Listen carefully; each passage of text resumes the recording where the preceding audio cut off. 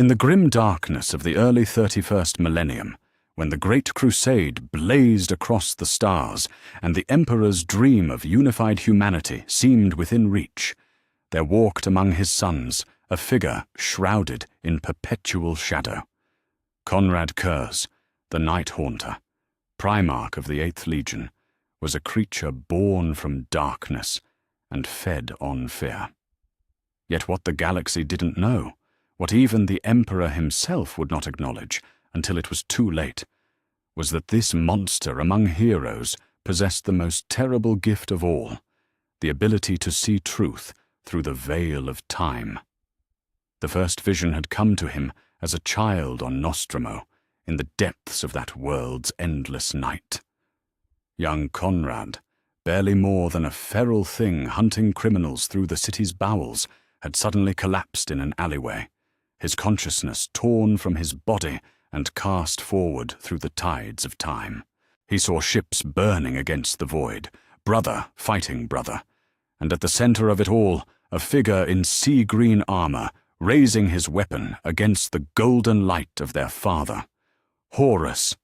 The name had blazed in his mind like a brand, though he had not yet met the War Master, who would one day shatter the galaxy. When the Emperor found him decades later, when the golden figure descended from the heavens to claim his wayward son, Curze spoke the truth with the same brutal honesty he had always wielded. The throne room of the Imperial Palace rang with silence as the Primarch delivered his warning, his pale eyes reflecting the dim light like mirrors in a tomb. "Horus will betray you," Curze said, his voice carrying the weight of absolute certainty. "I have seen it. He will gather half our brothers to his banner and tear the Imperium in two. Billions will die because you refuse to see what I see." The Emperor's response was measured, diplomatic, disappointing. "Konrad, my son, the burdens of leadership can create visions where none exist. Horus is loyal. Your experiences on Nostromo have shaped your perspective in ways that—" "You think me mad?" Curze's interruption cut through the golden hall like a blade. "You believe the darkness of my world has poisoned my sight. Yet when this prophecy comes to pass, when your favored son stands over your broken form, remember that one among your children tried to warn you." The Emperor's silence followed Curze as he turned and walked from the throne room, his footsteps echoing in the vastness. Behind him, the Master of Mankind sat upon his throne, troubled by words he could not yet bring himself to believe. The months that followed saw Curze thrown into the crucible of the Great Crusade, his Night Lord's Legion unleashing terror across rebellious worlds. It was during the compliance of Castilla VII that his prophetic gift first revealed its terrible accuracy to others. The planet's governor had sworn fealty to the Imperium, yet Curze insisted rebellion festered in the capital's depths. When Ultramarines Primarch Guilliman questioned the intelligence, Curze's response was delivered with the cold precision of a coroner's report.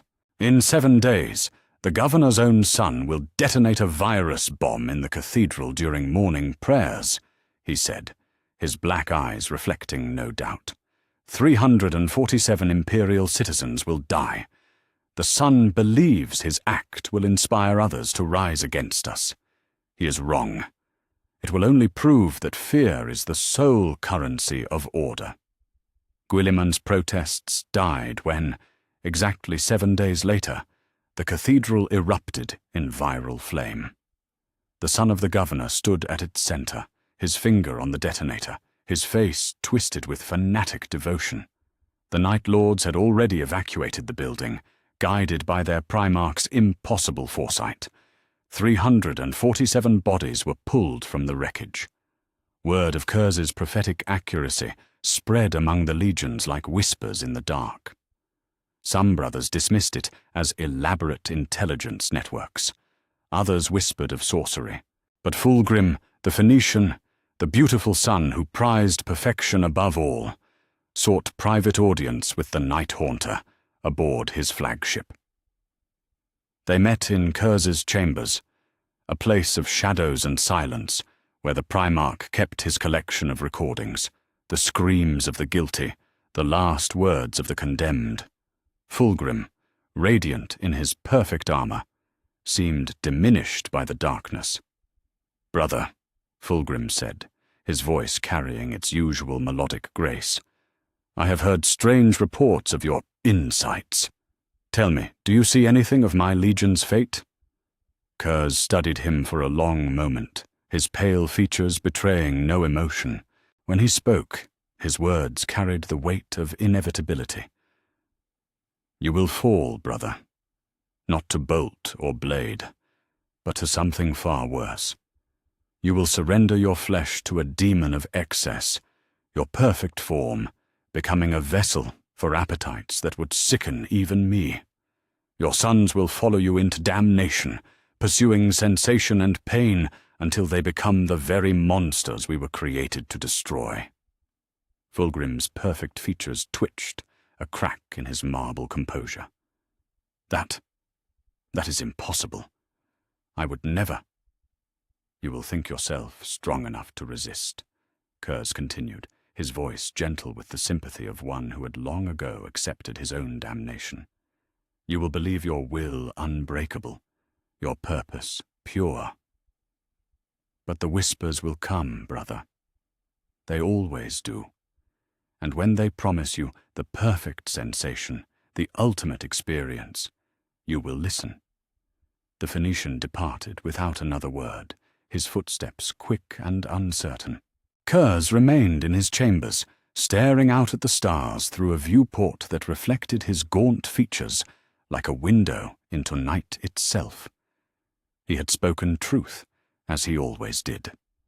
That it brought no comfort, only isolation, was the burden he had carried since childhood. Later that evening, as his fleet moved through the void toward the next compliance, Curze composed a message to his father. It would join the dozens of others he had sent, each carrying warnings that would go unheeded until reality made them manifest. "You created us to be your tools," he dictated to the servo skull that recorded his words, "but you refuse to use the sharpest blade in your arsenal because you fear its edge. I am not your monster, Father. I am your mirror. I show you the truth you lack the courage to face. That your great crusade is built on the same foundation as every empire that has ever existed: fear, pain, and the willingness to do what others cannot stomach. The difference is that I am honest about what we are." The message was sent, as the others had been, into the vast network that would carry it to Terra. There, like its predecessors, it would be filed away by clerks who understood neither its import nor the growing storm it heralded. In the darkness of his chambers, Konrad Curze closed his eyes and saw the future unfold once more. Horus, standing over the Emperor's broken form, Fulgrim writhing in ecstasy as demon flesh claimed his perfect features, the galaxy burning in the fires of civil war, and at the center of it all, his own death, accepted willingly as the final proof that he had been right about everything.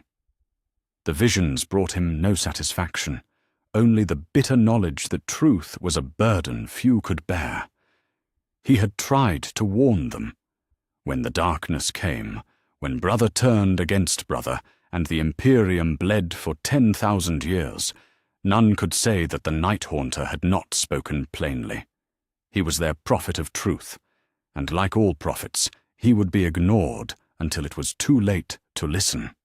The cold mathematics of conquest had always fascinated those who served the Emperor's vision, yet none dared speak openly of what the numbers revealed. In the sterile halls of the administratum, scribes tallied the cost of compliance in neat columns. Ships lost, marines fallen, time consumed in bringing rebellious worlds to heel. But there existed a second ledger, one kept in whispered conferences and sealed reports that recorded a disturbing truth. The Night Lords, the monsters among the Emperor's sons, achieved compliance faster than any other legion. Where the Imperial fists might siege a fortress world for months, grinding down its defenses through methodical bombardment, the 8th Legion would broadcast recordings of flayed enemy commanders across all Vox frequencies. Surrender followed within days, where the Ultramarines would spend weeks establishing provisional governments and supply chains. The Night Lords would hang the ruling class from their own palace gates. Order emerged from terror in a fraction of the time.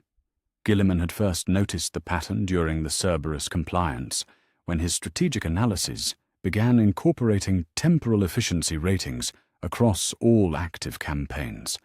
The data troubled him with its stark clarity. The Night Lords' campaigns averaged 37% shorter duration than the Legion mean. Their post-compliance rebellion rates were 43% lower.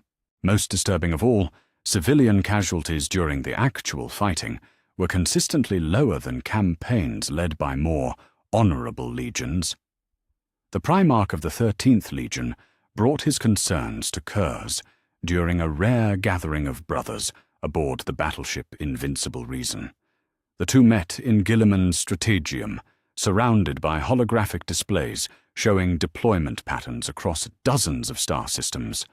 The Night Haunter stood like a shadow, given form among the blue-lit projections, his pale features reflecting the tactical readouts.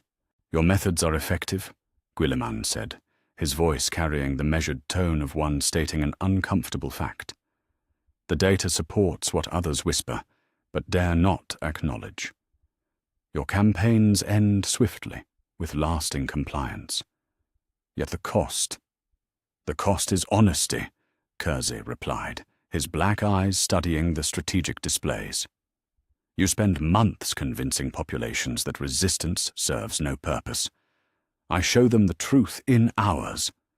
Death comes to those who defy the Emperor's will. I simply make that reality visible." Guilliman gestured to a display showing casualty figures from recent campaigns. The Iron Hand's assault on Calculus Logi cost them 8,000 Marines and 3 months of fighting. Your compliance of Vorthak achieved surrender in 4 days, with the loss of 37 Night Lords. "Because the Iron Hands fought soldiers," Curze said. "I fought the idea of resistance itself.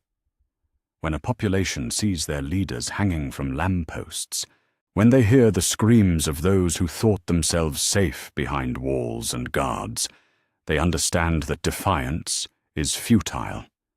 Fear is the only honest currency in this galaxy, brother. Everything else is merely postponing the inevitable violence." The truth of his words sat heavily between them, unspoken but acknowledged. Guilliman had read the reports from Vorthak. The Night Lords had infiltrated the planetary capital under cover of darkness, seized the ruling council during a state dinner, and broadcast their interrogation and execution across every communication channel on the world. The planetary defense forces had surrendered before dawn, their will broken by the knowledge that nowhere was safe from the Emperor's judgment. It was the incident at Carax that truly crystallized the terrible efficiency of the Night Lord's methods.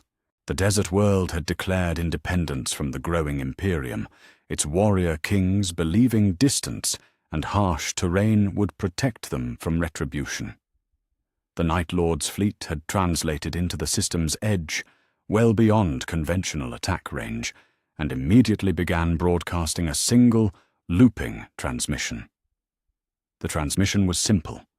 Recordings of previous Night Lords campaigns, edited into a 17-minute chronicle of what befell those who defied the Emperor's will. Flayed nobles begging for mercy, fortress cities reduced to charnel houses, the screams of the guilty echoing across worlds that had thought themselves unconquerable. By the time the 8th Legion's ships reached weapons range, 3 of Carax's 7 warrior kings had killed themselves rather than face the Night Haunter's justice. The remaining 4 had already begun surrender negotiations. The planet capitulated without a shot being fired. The Adeptus Mechanicus would later designate it Compliance Action Carax Null, the first recorded instance of a world surrendering to reputation alone. Imperial army forces landing to establish garrison found a population so thoroughly cowed that rebellion seemed impossible.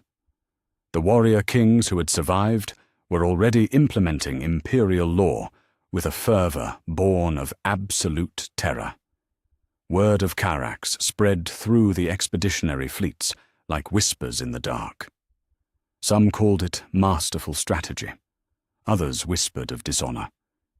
But the imperial war machine, pragmatic above all else, began quietly adjusting deployment protocols.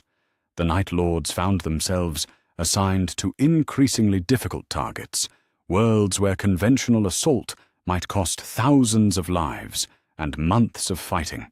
It was during the aftermath of Carax that Sanguinius sought private audience with his brother aboard the flagship Nightfall. The angel, resplendent even in the ship's oppressive gloom, moved through corridors lined with trophies of pain and conquest.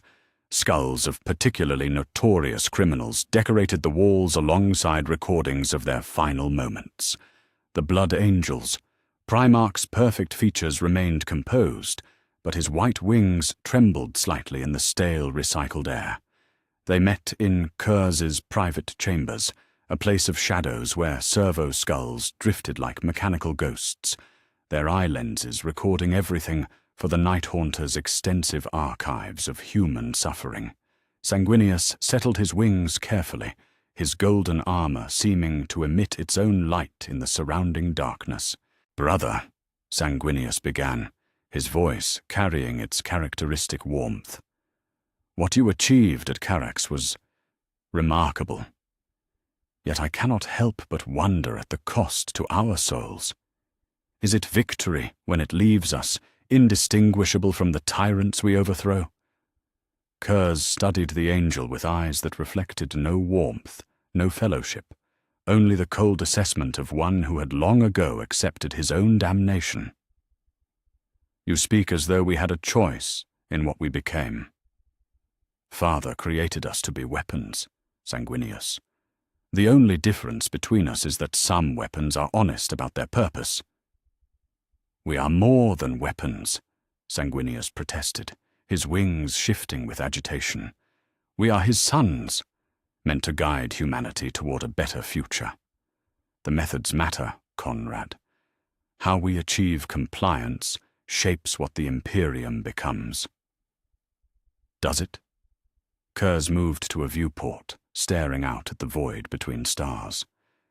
"Your blood angels are beloved for their nobility. Yet when they enter the red thirst, they become butchers no different from my sons. The difference is that you hide the beast within golden armor and call it righteous fury. I let mine run free and call it necessary evil." The angel's perfect features tightened. "That is not the same thing. The thirst is a flaw we struggle against. What you do is chosen. Is it chosen when the alternative is months of siege warfare, with millions dead and entire cities reduced to rubble?" Curze turned from the viewport, his pale features carved from shadow. "I offer quick death to the guilty and swift submission to the innocent. Your noble war leaves children orphaned and worlds scarred. Which of us truly serves the Emperor's vision of unity?" Sanguinius had no answer for that, and they both knew it. The angel departed soon after, his wings casting strange shadows in the corridor's dim light. Behind him, Curze remained at the viewport, watching the stars wheel past like distant funeral pyres. Later that night, alone with his thoughts and the weight of his visions, Curze composed another message to Terra.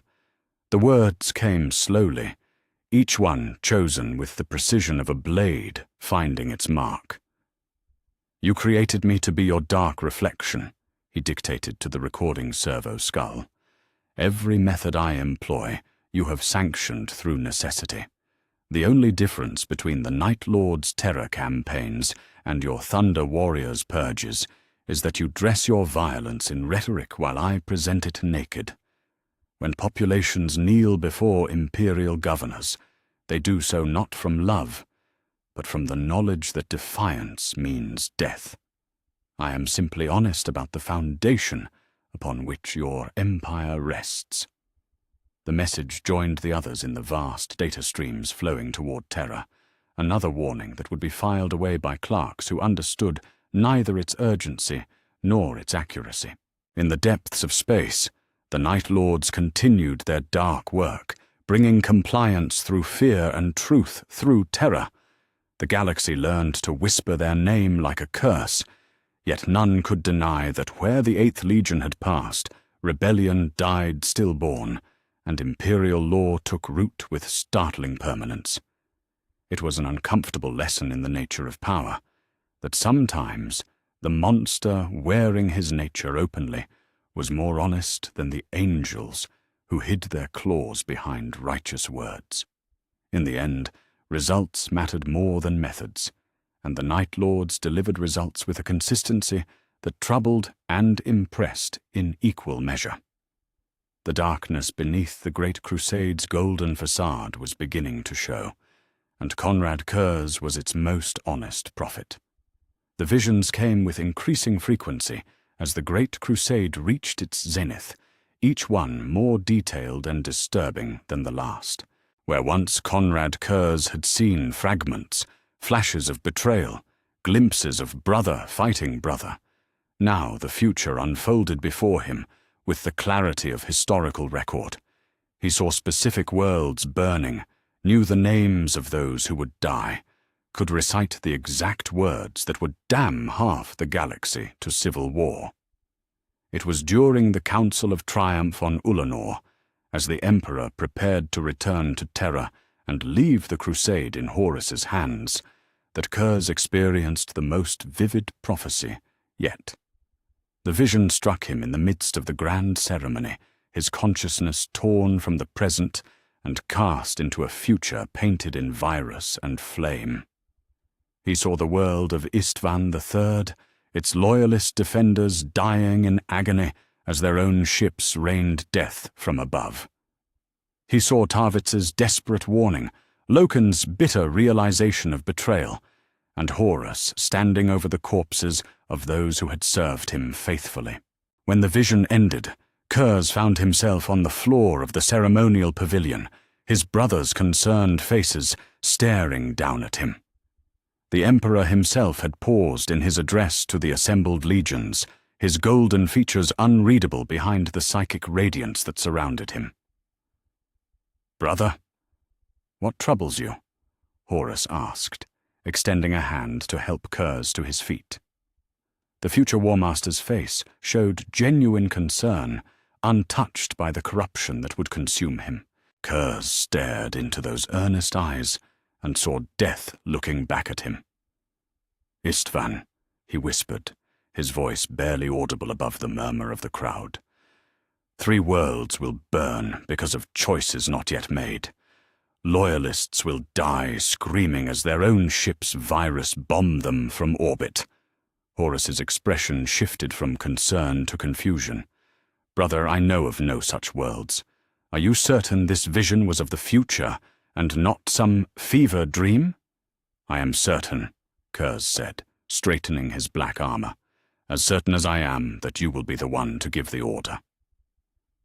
The silence that followed stretched like a blade between them. Horus's face cycled through disbelief, offense, and something deeper. A flicker of recognition that vanished so quickly it might have been imagination. Around them, the other Primarchs began to whisper among themselves, their voices carrying the weight of growing unease. The Emperor's voice cut through the tension with the authority of absolute power. "My sons, continue with the ceremony. Konrad, attend me afterward." But Curze was already walking away, his footsteps echoing in the vast pavilion. Behind him, he heard the Emperor resume his address, the golden voice speaking of humanity's bright future, while the Night Haunter, carried the knowledge of its darkest hour. The confrontation with his father would come later, in the privacy of the Emperor's personal chambers aboard the flagship Bucephalus. For now, Curze sought out those brothers whose fates he had seen most clearly, driven by the futile hope that warning might change what seemed inevitable. He found Ferrus Manus in the forged ships of the Iron Hands, working at the great anvils where weapons of war took shape under the Gorgon's hammer. The Primarch of the 10th Legion looked up as Curze approached, his mechanical hands never pausing in their rhythmic work. "Night Haunter," Ferrus said, his voice carrying the ring of metal on metal. "I heard about your episode during the ceremony. More visions of doom and despair." Curze watched the sparks fly from the anvil, each one seeming to spell out words of warning in letters of fire. "You will die on Istvan Fife," he said without preamble. "Fulgrim will take your head with a demon-possessed blade while your sons watch in horror. The drop site will run red with loyalist blood." Ferrus's hammer stilled for the first time since Curze had entered the forge. "That is a serious accusation, brother. Fulgrim would never—" "Fulgrim will not be Fulgrim when he kills you," Curze interrupted. "He will be a vessel for something far worse. His perfect features twisted by appetites that would shame the darkest corners of old night. And you will die because you trust in brotherhood over wisdom." The Gorgon's mechanical hands clenched around the hammer's haft, servo motors whining with the strain. "Even if your visions speak truth, what would you have me do? Turn against my brothers based on the fevered dreams of one who admits to madness?" "I would have you live," Curze said simply. "But I know you will not. Honor will be your death, Ferrus, as it has been the death of countless heroes before you." Ferrus turned back to his work, the hammer falling once more in steady rhythm. "Then let honor be my death. Better to die trusting in loyalty than to live consumed by paranoia." Curze left the forges with the echo of hammer blows following him like a funeral dirge. The Gorgon would not be swayed, just as none of them would be. They were too noble, too pure, too trusting in the bonds that tied them together as brothers. His next stop was the flagship of the 1,000 Suns, where Magnus the Red held court among his scholar warriors. The Crimson King received him in the great library ship's highest tower, surrounded by tomes of forbidden knowledge and artifacts of psychic power. Magnus's single eye regarded Curze with the weight of accumulated wisdom and barely contained sorrow. "You come bearing more prophecies," Magnus said, before Curze could speak. "I can taste them on the psychic winds, bitter truths wrapped in the stench of inevitability. You know what I have seen." "I know enough," Magnus replied, his massive form shifting among the shadows cast by floating candles. "The Crimson King falls to pride and desperation. The wolves are unleashed upon Prospero. My sons burn in the fires of ignorance, while I make bargains with entities that care nothing for our suffering." Curze studied his brother's face, seeing acceptance where he had expected denial. "Then you know why I have come. To warn me? To suggest I might avoid the fate you have foreseen?" Magnus laughed, a sound like breaking crystal. "Brother, I have seen the same visions through different eyes. The web of causality is already woven. Every choice we make to avoid damnation only draws us closer to it. Then why do nothing? Because knowing the tune does not mean we can change the song," Magnus said, turning to stare out at the stars beyond the viewport. "We are players in a tragedy written by forces beyond our understanding. The best we can do is play our parts with dignity." It was during the voyage to the Perditus system that Lorgar sought him out, the golden Primarch of the word-bearers approaching like a supplicant, seeking absolution. They met in the observation deck of Nightfall, the void beyond reflecting their distorted images like a dark mirror of possibility. Brother, Lorgar began, his voice carrying the melodic cadences that had swayed millions to worship. I have heard whispers of your visions, seen the fear in our brothers' eyes when your name is mentioned. Tell me, have you seen the path I am destined to walk? Curze studied the bearer of the word, seeing past the golden armor to the doubt that festered beneath. You seek the truth behind the lies our father has told us. You will find it in the places between spaces, in the whispers of entities that feed on faith itself. Your sons will become the heralds of a new age, but the price will be everything you once held sacred. And do you condemn me for it? I understand it, Curze replied. You, alone among our brothers, seek to look behind the curtain our father has drawn across reality. The truth you find will damn you, but it will be truth nonetheless. Lorgar nodded slowly, his perfect features troubled by shadows. And when the time comes, when brother stands against brother, will you remember that I sought understanding rather than power? I will remember, Curze promised, but memory is a cold comfort when the galaxy burns.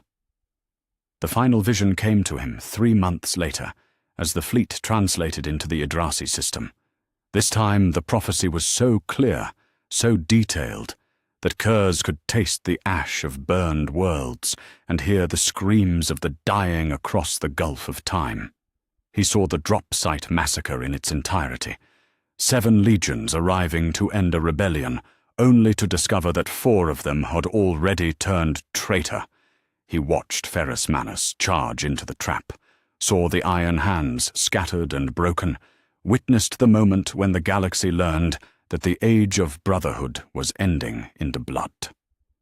When the vision ended, Curze immediately sent warnings to every loyal Primarch he could reach. The messages were detailed, specific, urgent. They spoke of Istvan Fave as though it were historical fact rather than possibility. They named the traitor legions, predicted the tactics they would use, described the exact moment when the trap would be sprung. Not one was believed. Dawn dismissed them as the ravings of a tortured mind. Sanguinius counseled patience and faith in their brothers. Even Guilliman, who had seen the accuracy of Curze's tactical predictions, could not bring himself to credit prophecies of such comprehensive betrayal. The responses came back one by one, each carrying the same message wrapped in different words. Curze was allowing his dark visions to poison his judgment. Brotherhood was stronger than paranoia. The bonds between the legions could not be broken by fear and suspicion. In his private chambers aboard Nightfall, surrounded by recordings of 1,000 acts of justice and cruelty, Konrad Curze laughed until tears ran down his pale cheeks. They called him mad for speaking truth, branded him paranoid for warning them of dangers they could not comprehend. When the betrayal came, when brother killed brother and the galaxy burned for 10,000 years, they would remember his warnings and curse themselves for not listening. He composed one final message to the Emperor, knowing it would join the others in the vast archives of terror, unread and unheeded until history proved him right. "The wolf is among the sheep," he dictated, his voice steady despite the weight of absolute knowledge. "Your favored son stands ready to tear the throat from everything you have built. The drop site will be a slaughter, not a battle. 7 legions will arrive at Istvan Felf, but only 3 will leave with their honor intact. Remember, when the screaming starts, that one of your sons tried to warn you." The transmission joined the others in the data streams flowing toward Terra, another prophecy destined to be ignored until it became history. In the darkness of space, the Great Crusade continued its inexorable march toward the precipice, while its greatest prophet prepared to watch it fall. The visions had shown him everything: betrayal, civil war, the death of dreams, and the birth of nightmares. Now came the hardest part, waiting for reality to catch up with revelation, knowing that when it did, the galaxy would learn that the monster wearing darkness had been their truest friend all along. The truth had always been hidden in plain sight, scattered across 1,000 reports and archived beneath layers of Imperial bureaucracy. But Konrad Curze possessed something his brothers lacked, the patience of a hunter and the methodical nature of one who had spent his youth cataloguing the sins of criminals. When the visions began showing him fragments of the Emperor's past deceptions, he set about gathering evidence with the same systematic precision he had once used to document the guilt of Nostramo's corrupt nobility. The first revelation came through intercepted data streams during the compliance of Gehenna Prime. Hidden within routine supply requisitions and personnel transfers, Curze discovered references to something called the Thunder Warriors, elite soldiers who had predated the Space Marines in the Emperor's grand design. The records spoke of their creation, their victories in the Unification Wars, and then silence. Complete, systematic silence, as though an entire military force had simply ceased to exist. Curze's inquiries led him to sealed archives aboard the Emperor's flagship, databases that required clearance levels even most Primarchs did not possess. But the Night Haunter had never been constrained by such limitations. In the depths of the Imperial ship's data vaults, surrounded by the humming of ancient memory cores, he found the files that laid bare the fate of humanity's first genetically enhanced warriors. The Thunder Warriors had been eliminated, not lost in battle, not disbanded through natural attrition, but systematically purged by the very master they had served. The record spoke in cold, clinical terms of genetic instability and operational redundancy. But the truth was starker. The Emperor had created warriors for conquest, used them to claim Terra, and then discarded them when they became inconvenient. The operation had been swift, thorough, and conducted with the same ruthless efficiency that the Night Lords brought to their own dark work. Curze copied the files and continued his investigation, following data trails that led him deeper into the foundations of Imperial power. What he discovered painted a picture of systematic manipulation that stretched back to the very creation of the Primarchs themselves. The scattering of his brothers across the galaxy had not been an accident or the result of chaos intervention alone. It had been planned, orchestrated, perhaps even necessary for the Emperor's grand design.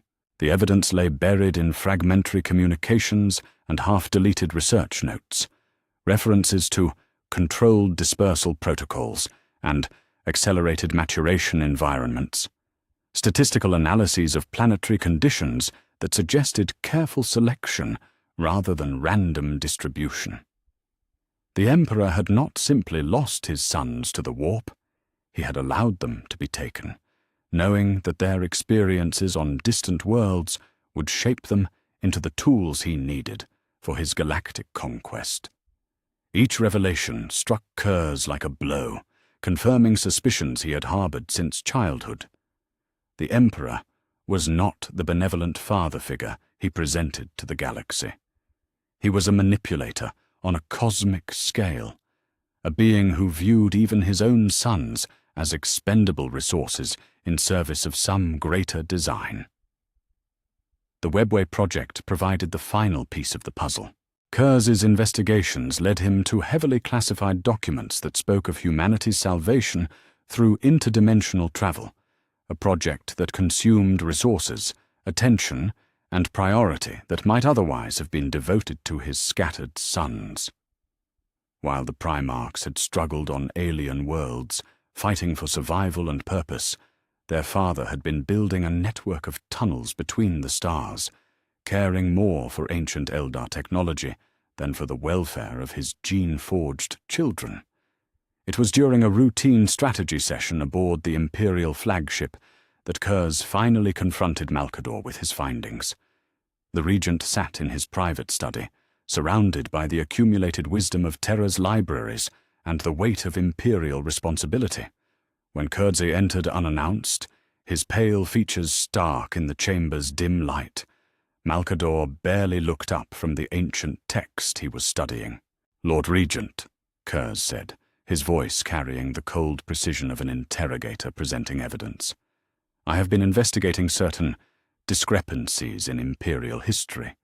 The Thunder Warriors, the Primarch dispersal, the allocation of resources to projects that prioritize technology over blood." Malcador closed the book with careful deliberation, his ancient features betraying no surprise. "And what conclusions have you drawn from your investigations, Night Haunter?" "That the Emperor has always ruled through fear." "Just as I do," Curze replied, moving to stand before the Regent's desk. "The difference is that he dresses his terror in noble rhetoric while I present mine honestly. He purged the Thunder Warriors when they became inconvenient. He allowed his sons to be scattered because our suffering would make us more useful. He prioritizes the webway over the welfare of those who serve him because efficiency matters more than loyalty." "You speak as though these are revelations," Malcador said, his voice carrying the weight of millennia. "Did you think the Emperor's conquest of terror was achieved through persuasion alone? Did you believe that the unification of a species could be accomplished without difficult choices and necessary sacrifices?" "I thought he was different from me," Curze said. "I believed the propaganda that separated the Golden Emperor from the Dark Primarch. But we are the same, are we not? Both rulers who understand that fear is the only honest currency of power." Malcador studied him for a long moment, his psychic presence touching the edges of Curze's consciousness like cold fingers on glass. "The Emperor has always done what was necessary for humanity's survival. If that sometimes required methods that others would call harsh, then so be it. The alternative to his rule was extinction. Then why am I condemned for employing the same methods he uses?" Curze leaned forward, his black eyes reflecting the chamber's pale light. "Why do my brothers recoil from my tactics while celebrating his victories?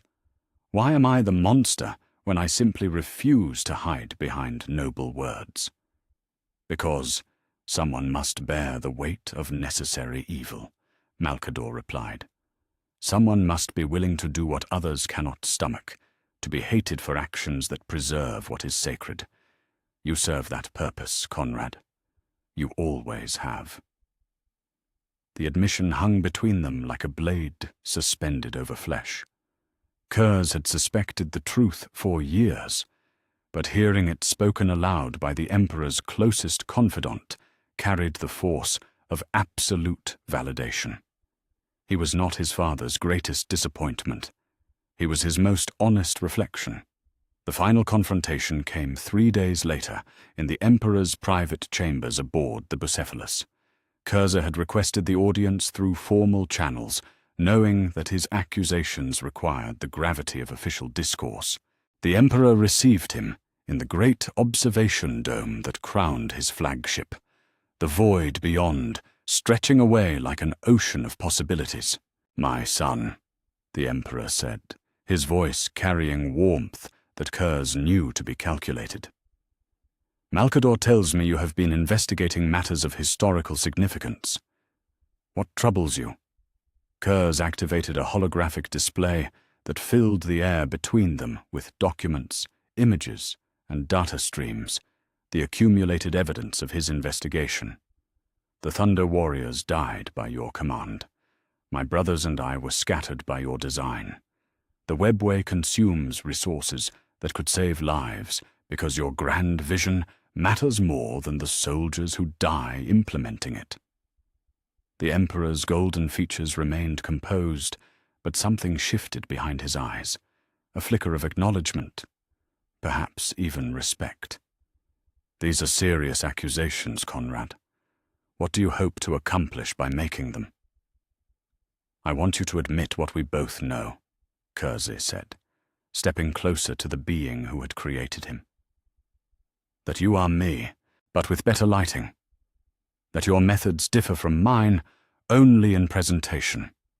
That the foundation of your empire is built on the same fear and pain I employ, dressed in rhetoric about humanity's destiny. For a moment, the chamber fell silent, except for the distant hum of the ship's engines. Then the Emperor laughed, not the booming laughter of cosmic joy, but something quieter, more human, tinged with millennia of accumulated weariness. You want honesty, my dark son? Very well. The Emperor moved to the viewport, staring out at the stars his crusade sought to claim. Yes, I eliminated the Thunder Warriors because they served their purpose and became a liability. Yes, I allowed you and your brothers to be scattered because adversity would forge you into better tools.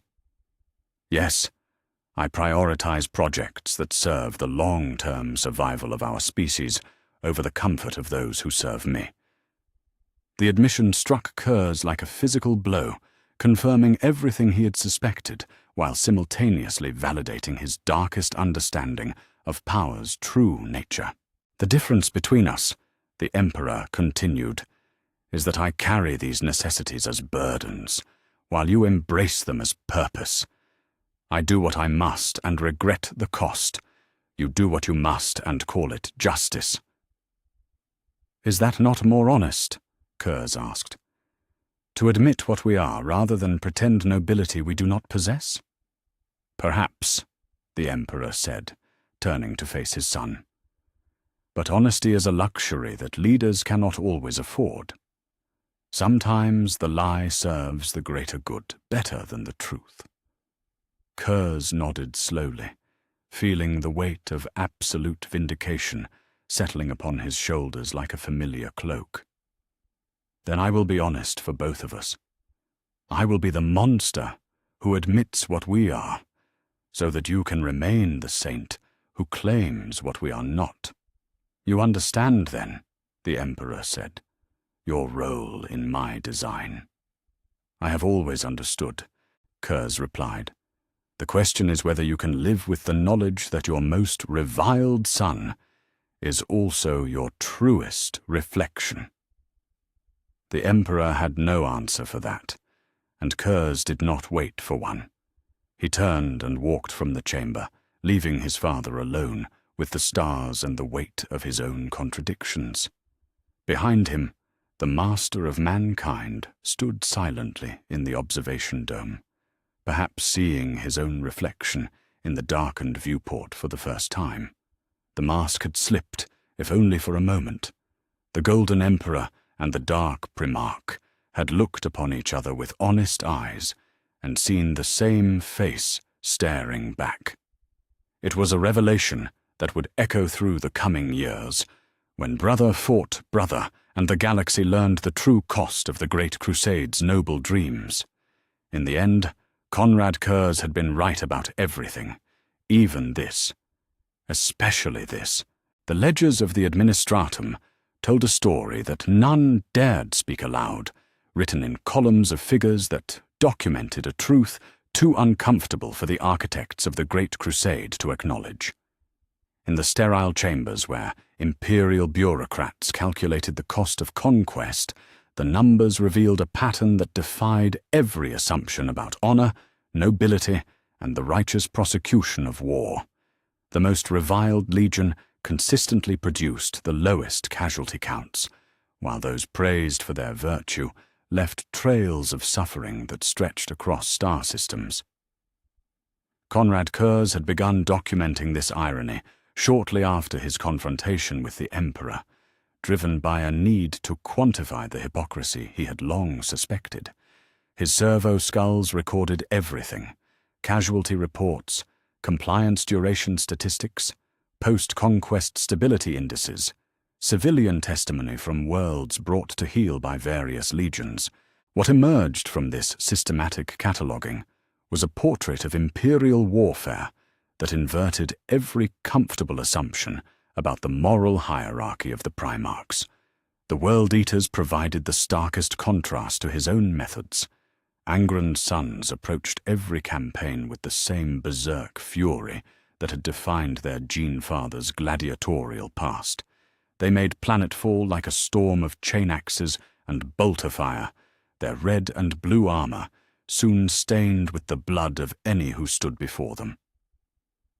The 12th Legion's reputation for ferocity was well earned, but the true cost of their victories only became apparent when measured against the Night Lord's comparative restraint. The compliance of Bot had illustrated this perfectly. The World-Eaters had claimed the planet in a 7-week campaign that left its major cities in ruins and its population decimated. Angron's warriors fought with such uncontrolled savagery that they frequently turned on Imperial army units that moved too slowly or failed to keep pace with their advance. The final casualty reports spoke of 12 million civilian dead, 3 Imperial army regiments effectively destroyed, and a compliance that required constant garrison presence to prevent immediate rebellion. By contrast, the Night Lords had achieved submission on the neighboring world of Karthak Prime in 8 days. Curze's forces had infiltrated the planetary capital, seized the ruling council during a religious festival, and broadcast their execution across every communication network on the planet. The psychological impact was immediate and total. Fortress cities surrendered without firing a shot. Orbital platforms powered down their weapons, and the planetary defense forces laid down arms rather than face the Night Haunter's judgment. Final casualties: 47,000 dead, mostly from the ruling elite and their immediate security forces. The planet's infrastructure remained intact, its population cowed but productive, and subsequent reports showed no significant resistance movements for years afterward. The Iron Hands offered another lesson in the unintended consequences of honorable warfare. Ferrus Manus and his sons approached compliance through technological dominance, deploying devastating weaponry with the cold efficiency of the machines they revered. Their campaigns were marvels of tactical precision, each target eliminated with calculated exactitude, every fortress reduced to its component elements through superior firepower. Yet this very precision created its own form of horror. The compliance of Rust had showcased the Iron Hand's methodical approach to pacification.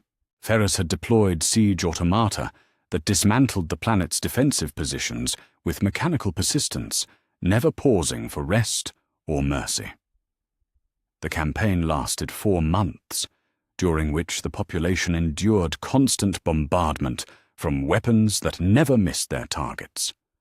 By the time surrender came, the psychological trauma was so severe that entire regions suffered complete societal collapse. Survivors spoke of nightmares filled with mechanical voices counting down the seconds to their deaths, of children who had forgotten how to sleep without the sound of distant explosions.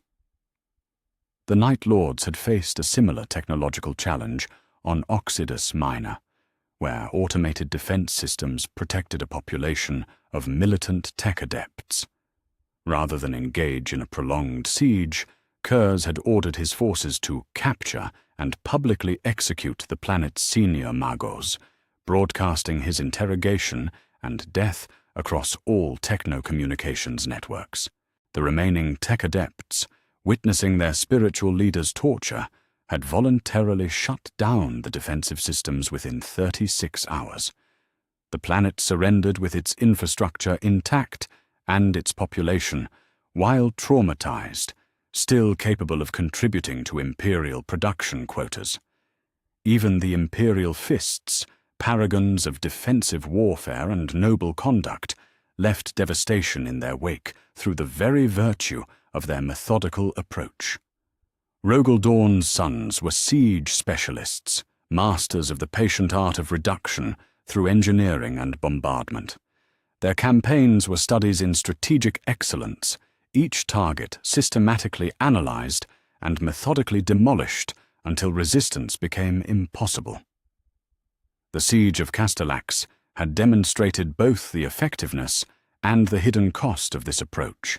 Dawn's warriors had invested the fortress world for 8 months, gradually tightening their grip through a series of precisely coordinated assaults on key defensive positions.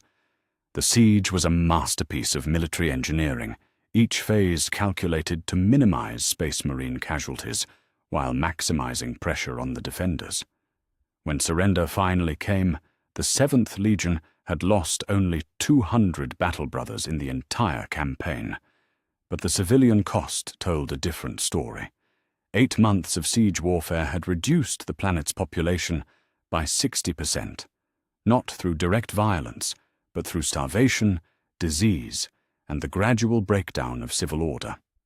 Supply lines cut, medical facilities destroyed, and basic infrastructure reduced to rubble had created a humanitarian catastrophe that dwarfed any battlefield casualties. The survivors emerged hollow-eyed and broken, their society so thoroughly shattered that it took decades to rebuild any semblance of normal life. Curze's response to similar fortress worlds had proven consistently more merciful, if infinitely more direct. On Thanatos Ridge, faced with a fortress city that could have withstood months of conventional siege, the Night Lords had instead captured the children of the ruling council during a school ceremony. The executions were broadcast live, each death accompanied by a countdown toward the elimination of the next hostage. The fortress city surrendered in 18 hours, its gates opened by parents who chose submission over watching their children die. The population was traumatized but alive, the infrastructure undamaged, and the compliance secured through surgical application of terror rather than wholesale destruction. The most damning evidence came from joint operations, where multiple legions worked in concert, and their different approaches could be directly compared. The Perditus campaign had provided just such an opportunity, with 4 legions tasked with bringing a rebellious star system to compliance within a specified time frame. The Blood Angels had taken the primary world through glorious assault, their angelic wings and noble bearing inspiring both fear and admiration among the enemy ranks. Sanguinius himself had led the final charge, his presence on the battlefield shattering enemy morale and precipitating collapse.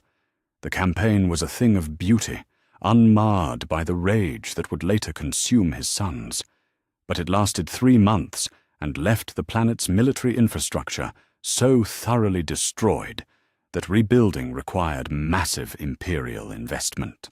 The Salamanders had claimed the system's forge world through methodical assault, their concern for civilian casualties leading them to accept longer timelines and higher Space Marine losses rather than employ weapons that might harm innocents.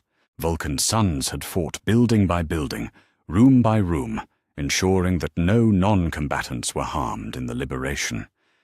It was noble work that took 5 months to complete and cost them nearly 800 battle brothers, but the planet's population emerged largely intact and grateful for their consideration. The Night Lords had been assigned the system's hive world, a massive population center that conventional assault would have turned into a charnel house. Curze's approach had been characteristically direct. His forces infiltrated the hive's upper levels during a festival celebrating the false emperor's birthday, seized control of the atmospheric processing plants, and broadcast an ultimatum across every Vox channel in the city.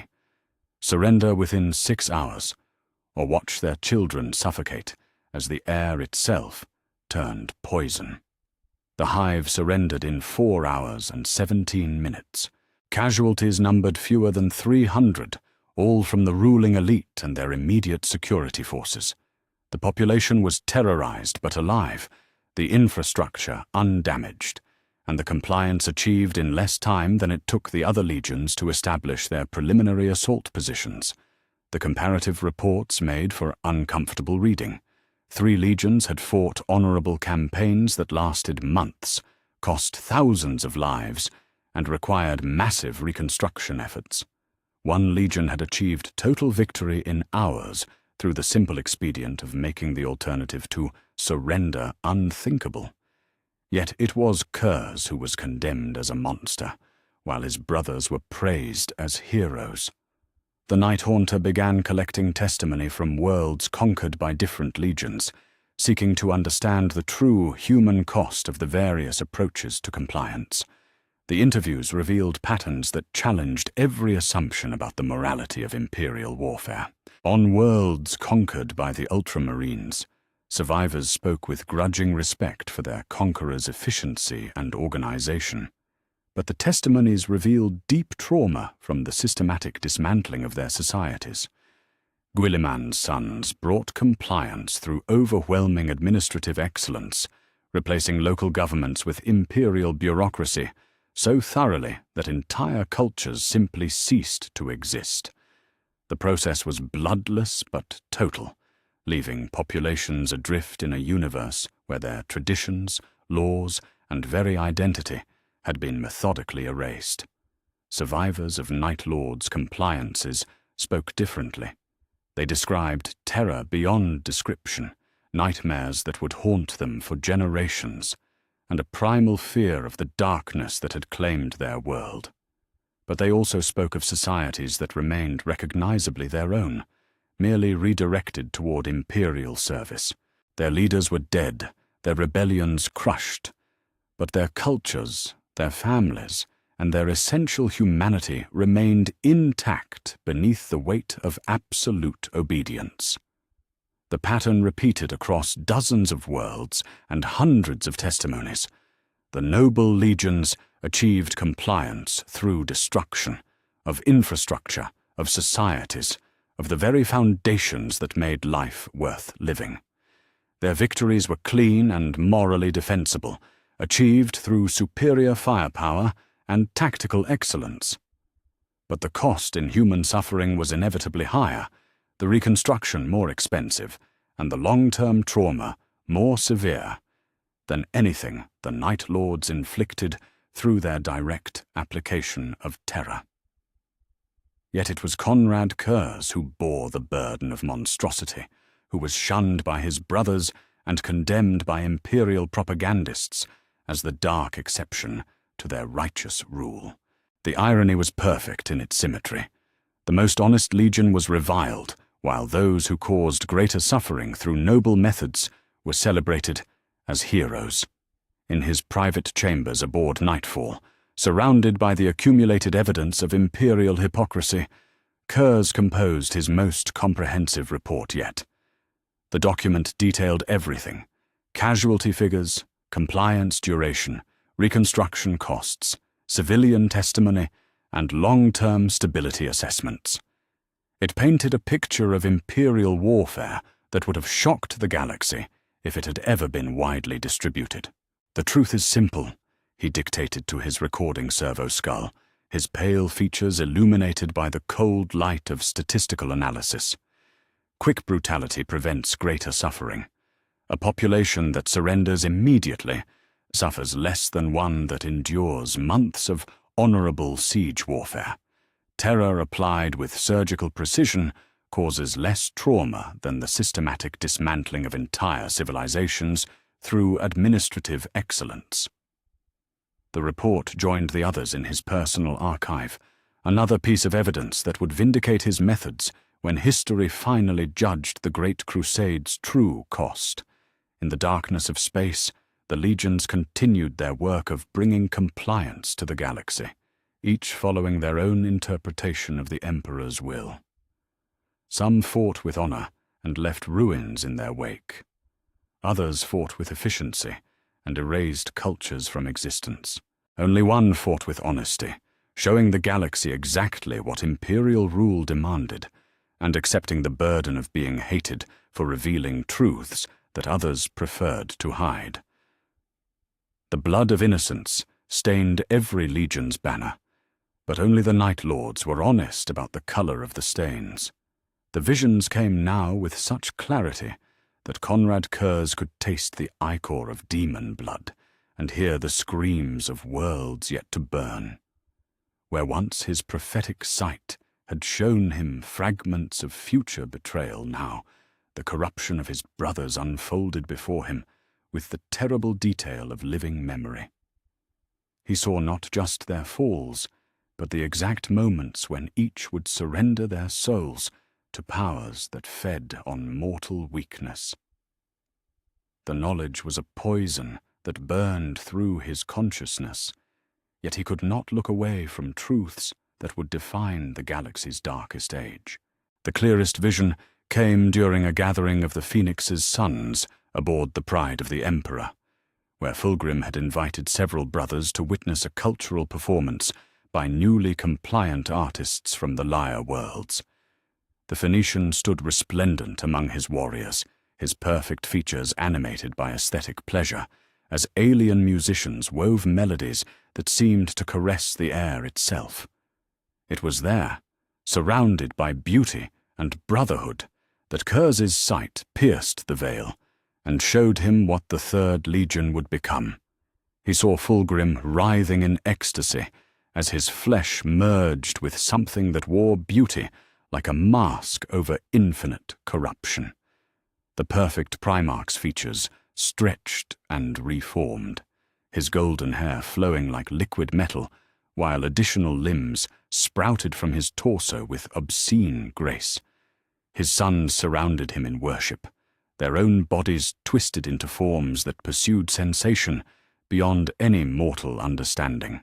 They painted masterpieces with the blood of innocence, composed symphonies from the screams of the dying, and found rapture in experiences that would have driven lesser beings mad. When the vision ended, Curze found himself staring directly at Fulgrim, who had paused mid-gesture in his appreciation of the alien music. The Phoenician's perfect features showed concern as he approached his dark brother. "Konrad, you look as though you have seen death itself. What troubles you?" "Not death," Curze replied, his voice carrying the weight of absolute knowledge. "Something far worse. I have seen what becomes of those who mistake perfection for purpose, brother. The path you walk leads to a beauty that devours souls." Fulgrim's expression shifted from concern to confusion. "I seek only to elevate humanity through art and culture. How can such pursuits lead to damnation?"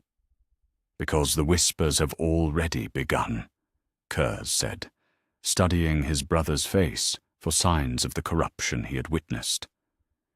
"You hear them in the music, taste them in the wine, feel them in the touch of silk upon your skin.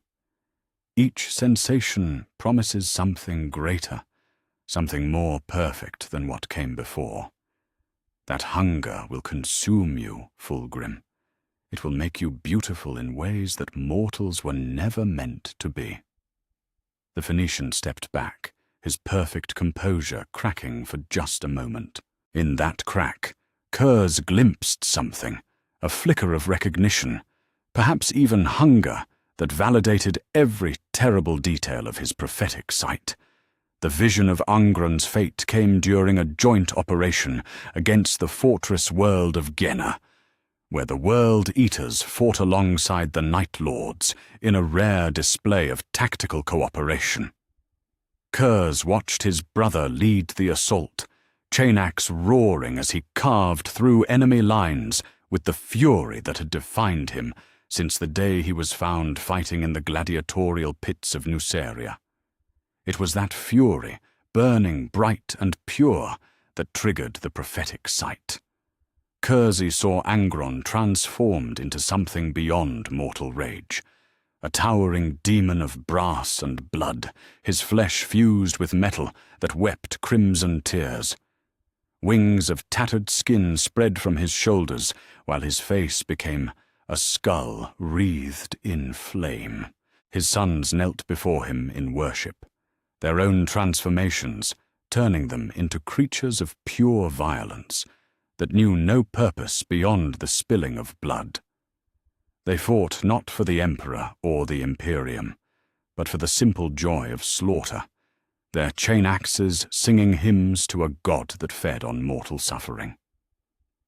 When Angron approached him after the battle, his armor still steaming with the blood of their enemies, Curze spoke the truth with characteristic bluntness. "The nails will be your salvation and your damnation," he said, referring to the cybernetic implants that drove his brother's constant fury. "They will lead you to a god that understands pain, brother. You will ascend beyond mortality, but the price will be everything you once were." Angron's scarred features twisted into something between a grin and a snarl. "The nails are already killing me, brother. If damnation offers release from their pain, then perhaps damnation is what I seek." "Be careful what you wish for," Curze warned. "The god you will serve understands pain, but not mercy. Your release will become eternal bondage to appetites that make the nails seem like gentle caresses." The Red Angel said nothing more, but his knuckles whitened around the haft of his chain axe. In his eyes, Curze saw the same hunger that had flickered in Fulgrim's perfect features, a desperate need for something, anything, that might offer escape from the burdens they carried. Magnus's fall revealed itself during a psychic communication between the Thousand Suns and the Emperor, when the Crimson King sought permission to use sorcery in service of the Great Crusade. Curze felt the psychic resonance of their conversation and was immediately swept into a vision of crystalline clarity. He saw Prospero burning under the assault of Leman Russ and his space wolves. The great libraries turned to ash while Magnus's sons fought desperately to preserve their accumulated knowledge. He saw the Crimson King's desperate bargain with an entity of pure change, trading his physical form for the power to save his legion. Magnus emerged from the pact, transformed, a creature of living energy bound to serve a god that saw all existence as an experiment to be endlessly modified. His sons became sorcerers whose flesh shifted like clay in the hands of a mad sculptor, their pursuit of knowledge leading them into realms where sanity held no meaning. The vision showed him something else, Curze's own role in these events, standing before Magnus on the ash-covered ruins of Prospero, speaking words that would echo through the centuries. "I tried to warn you," the future Curze said to the transformed Magnus, "but you believed knowledge could protect you from its consequences. Now you serve the Changer of Ways, and your sons are his playthings." "You knew," Magnus replied, his voice carrying harmonics that spoke of infinite possibility. "You saw this outcome and said nothing that might prevent it." "Because prevention was impossible," Curze answered. "Your pride demanded this path, just as Angron's pain demanded his. I am not here to prevent your falls. I am here to document them, so that history might understand what we truly were." When the psychic communication ended, and Magnus's presence faded from the ship's corridors, Curze sought out the Emperor in his private chambers. The Master of Mankind received him in the observation dome, his golden features reflecting the light of distant stars. "You know what transpired between Magnus and myself," the Emperor said, before Curze could speak. "You felt the psychic resonance of our discussion." "I felt more than that," Curze replied. "I saw what becomes of the Crimson King when desperation drives him to bargain with forces beyond his understanding. Your son will damn himself and his legion in service of knowledge that was never meant for mortal minds." The Emperor's expression remained unchanged, but something shifted behind his eyes, a flicker of the same resignation that Curze had seen in Magnus himself.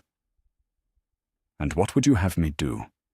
Forbid the use of psychic power entirely? Abandon one of our greatest advantages in the pursuit of galactic unity?"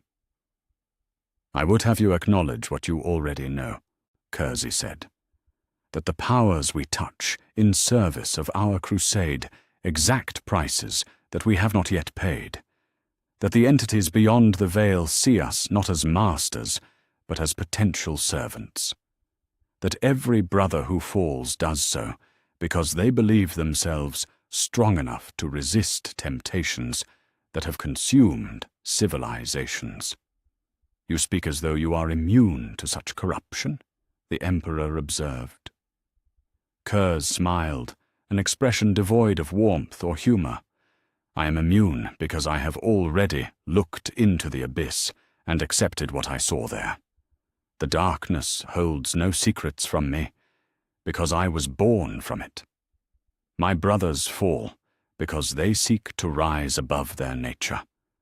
I endure because I have never pretended to be anything other than what I am. The revelation came to him suddenly, with the clarity of absolute understanding. His visions were not a sign of corruption or susceptibility to chaos.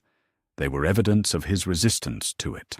Where his brothers would be blinded by pride, ambition, or desperation, Curze saw clearly because he had never allowed himself the luxury of illusion. The entities that whispered to Magnus spoke only truth to him. The hunger that would consume Fulgrim held no appeal for one who had never known desire. The rage that would damn Angron was foreign to one whose anger was cold and purposeful. That is why you created me, he said, understanding flooding through him like ice water. Not to be your weapon, but to be your witness, to watch and remember when the others fell, so that someone would know the truth of what happened to your great dream. The Emperor said nothing, but his silence was confirmation enough. In the depths of space, the Great Crusade continued its march toward glory and damnation, while its darkest son prepared to fulfill his true purpose as the chronicler of its fall. The visions continued, each one more detailed than the last. He saw Horus standing in a temple on Davin, his noble features twisting as something vast and hungry poured itself into his flesh. He saw Mortarion choosing slavery to a plague god over the death of his sons, his features rotting even as he spoke words of acceptance.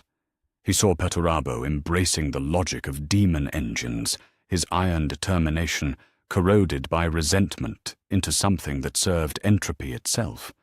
Each fall followed the same pattern, desperation leading to temptation. Temptation leading to bargains that seemed reasonable until the price came due. His brothers would surrender their souls believing they could control the forces they bargained with, never understanding that they were the controlled rather than the controllers. Only Curze remained immune, not because he was stronger or more noble than his brothers, but because he alone understood the truth that would save him, that in a universe defined by corruption, the greatest protection was to already be fallen. He was the darkness that could not be corrupted, because it had never claimed to be light. In his private chambers, surrounded by the evidence of 1,000 acts of necessary evil, Konrad Curze prepared for the role that fate had always intended for him. When his brothers fell to the whispers of dark gods, he would be there to witness their damnation. When the galaxy burned in the fires of civil war, he would record the truth of how it began. And when history asked how the Emperor's greatest sons had become the galaxy's darkest nightmares, the Night Haunter would provide the answer. The demon's truth was simple. Corruption was inevitable for all who believed themselves above it. Only those who had already embraced their damnation could hope to resist the fall. The skies above Terra burned with the fire of 1,000 ships as the War Master's fleet settled into siege positions around humanity's birthworld. What had begun as prophecy in the depths of space had finally become reality. Brother stood against brother, while the fate of the species hung in the balance. From the walls of the Imperial Palace, defenders watched the traitor forces deploy exactly as Konrad Curze had foreseen years before, each movement confirming the terrible accuracy of visions that none had believed. Rogel Dawn stood upon the Barb Bastion, his yellow armor dulled by the smoke of burning hive cities, studying the enemy positions through field glasses that revealed nothing his strategic mind hadn't already calculated. The Praetorian of Terror had spent months preparing for this siege, fortifying every approach and planning for every contingency. Yet even his methodical brilliance could not have predicted the exact nature of Horus's assault, except that one among his brothers had done precisely that. "The primary assault will come from the Saturnine Gate," Curze said, materializing from the shadows of the command bunker, like a ghost given form. His pale features showed no satisfaction at being proved right, only the weary resignation of one who had carried unwanted knowledge for too long. "Horus will feint toward the Lion's Gate to draw your reserves, then strike where your defenses are thinnest. The sons of Horus will lead, supported by Iron Warriors' siege engines and word-bearer demon summons." Dawn did not turn from his observations of the enemy lines. "Your prophecies have proven accurate thus far, brother. I confess I find no comfort in that fact." "Nor should you," Curze replied, moving to stand beside the Imperial Fist's Primarch. "I have seen how this siege ends, Rogel. The walls will fall not because your defenses are inadequate, but because the enemy fights without honor or restraint. They will use weapons we would not consider, tactics we would not employ, and allies we would not summon." The first validation of Curze's strategic insight came at dawn on the third day of the siege, when traitor forces struck the Saturnine Gate with precisely the composition and timing he had predicted. Perturabo's Iron Warriors deployed their siege engines in patterns that seemed random until their coordinated bombardment began, each shot designed to weaken specific structural points identified through mathematical analysis. The sons of Horus followed behind walls of flame and smoke, their advance supported by demon creatures that Lorgar's word-bearers had pulled from the warp itself. Imperial defenders who had prepared for conventional siege warfare found themselves facing enemies that violated every assumption about military doctrine. Demon engines walked through bolter fire without slowing. Possessed Space Marines regenerated from wounds that should have been fatal. The very laws of physics seemed negotiable in areas where chaos influence ran strong. It was then that the Night Lords proved their worth in ways that their reputation had never suggested. Where conventional tactics failed against supernatural foes, terror proved remarkably effective. Chaos Marines who felt no fear of death still understood the concept of spiritual violation. Demon creatures that fed on mortal anguish found themselves confronted by predators whose darkness ran deeper than their own hunger. Curze led his sons in a series of surgical strikes against traitor command positions, using stealth and psychological warfare to achieve what massed bolter fire could not. Night Lords infiltrated enemy camps under cover of darkness, leaving behind evidence of their presence designed to maximize paranoia and doubt. Officers found the flayed bodies of their subordinates arranged in positions that suggested internal betrayal. Communication networks carried recordings of familiar voices screaming in ways that implied capture and torture. The psychological impact was immediate and devastating. Traitor forces that had advanced with diabolic confidence began exhibiting signs of strain and mistrust.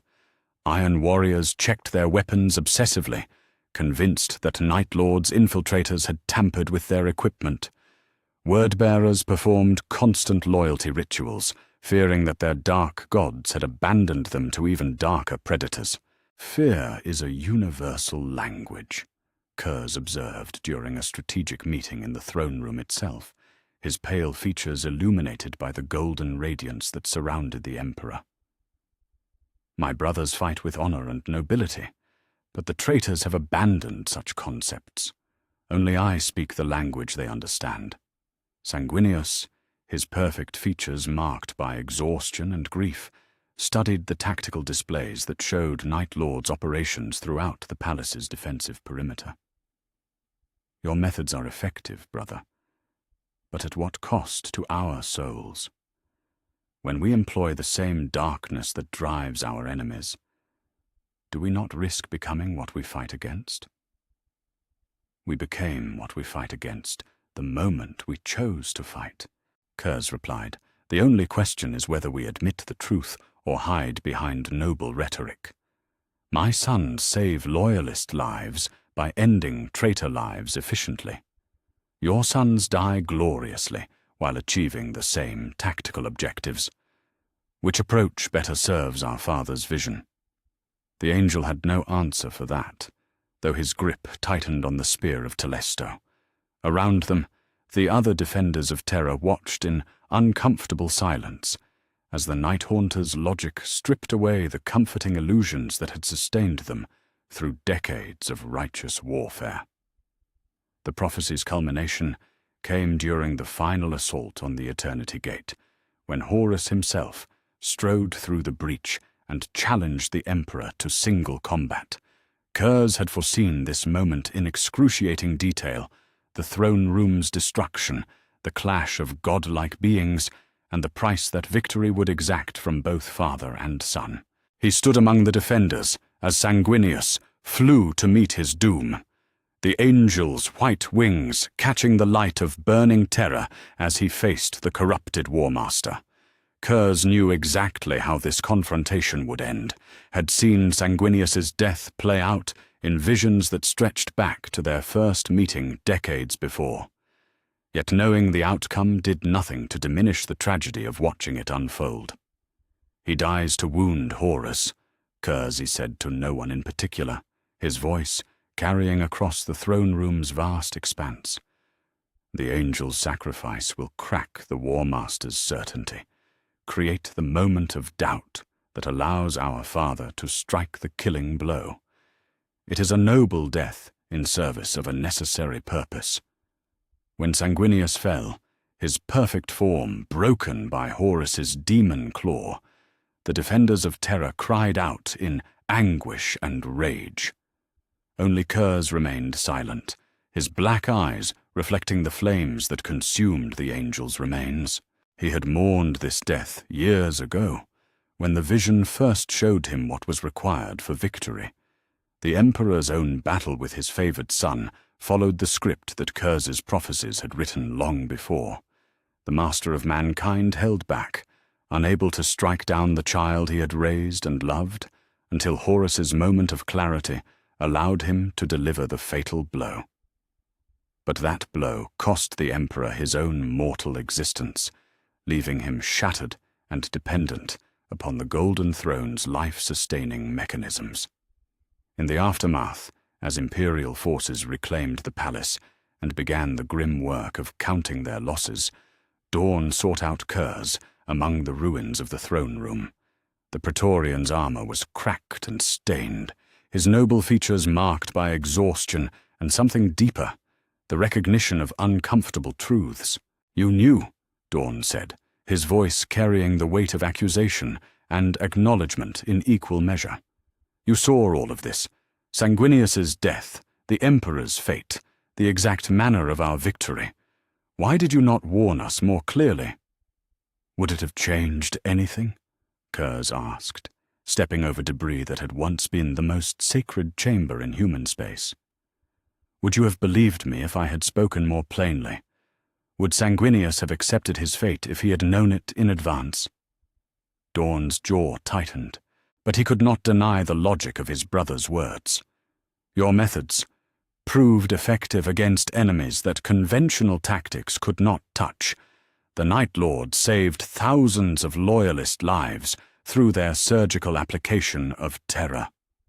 And does that vindicate me in your eyes?" Curze studied the Imperial fist's Primarch with something approaching curiosity. "Does effectiveness excuse methods you once condemned as dishonorable?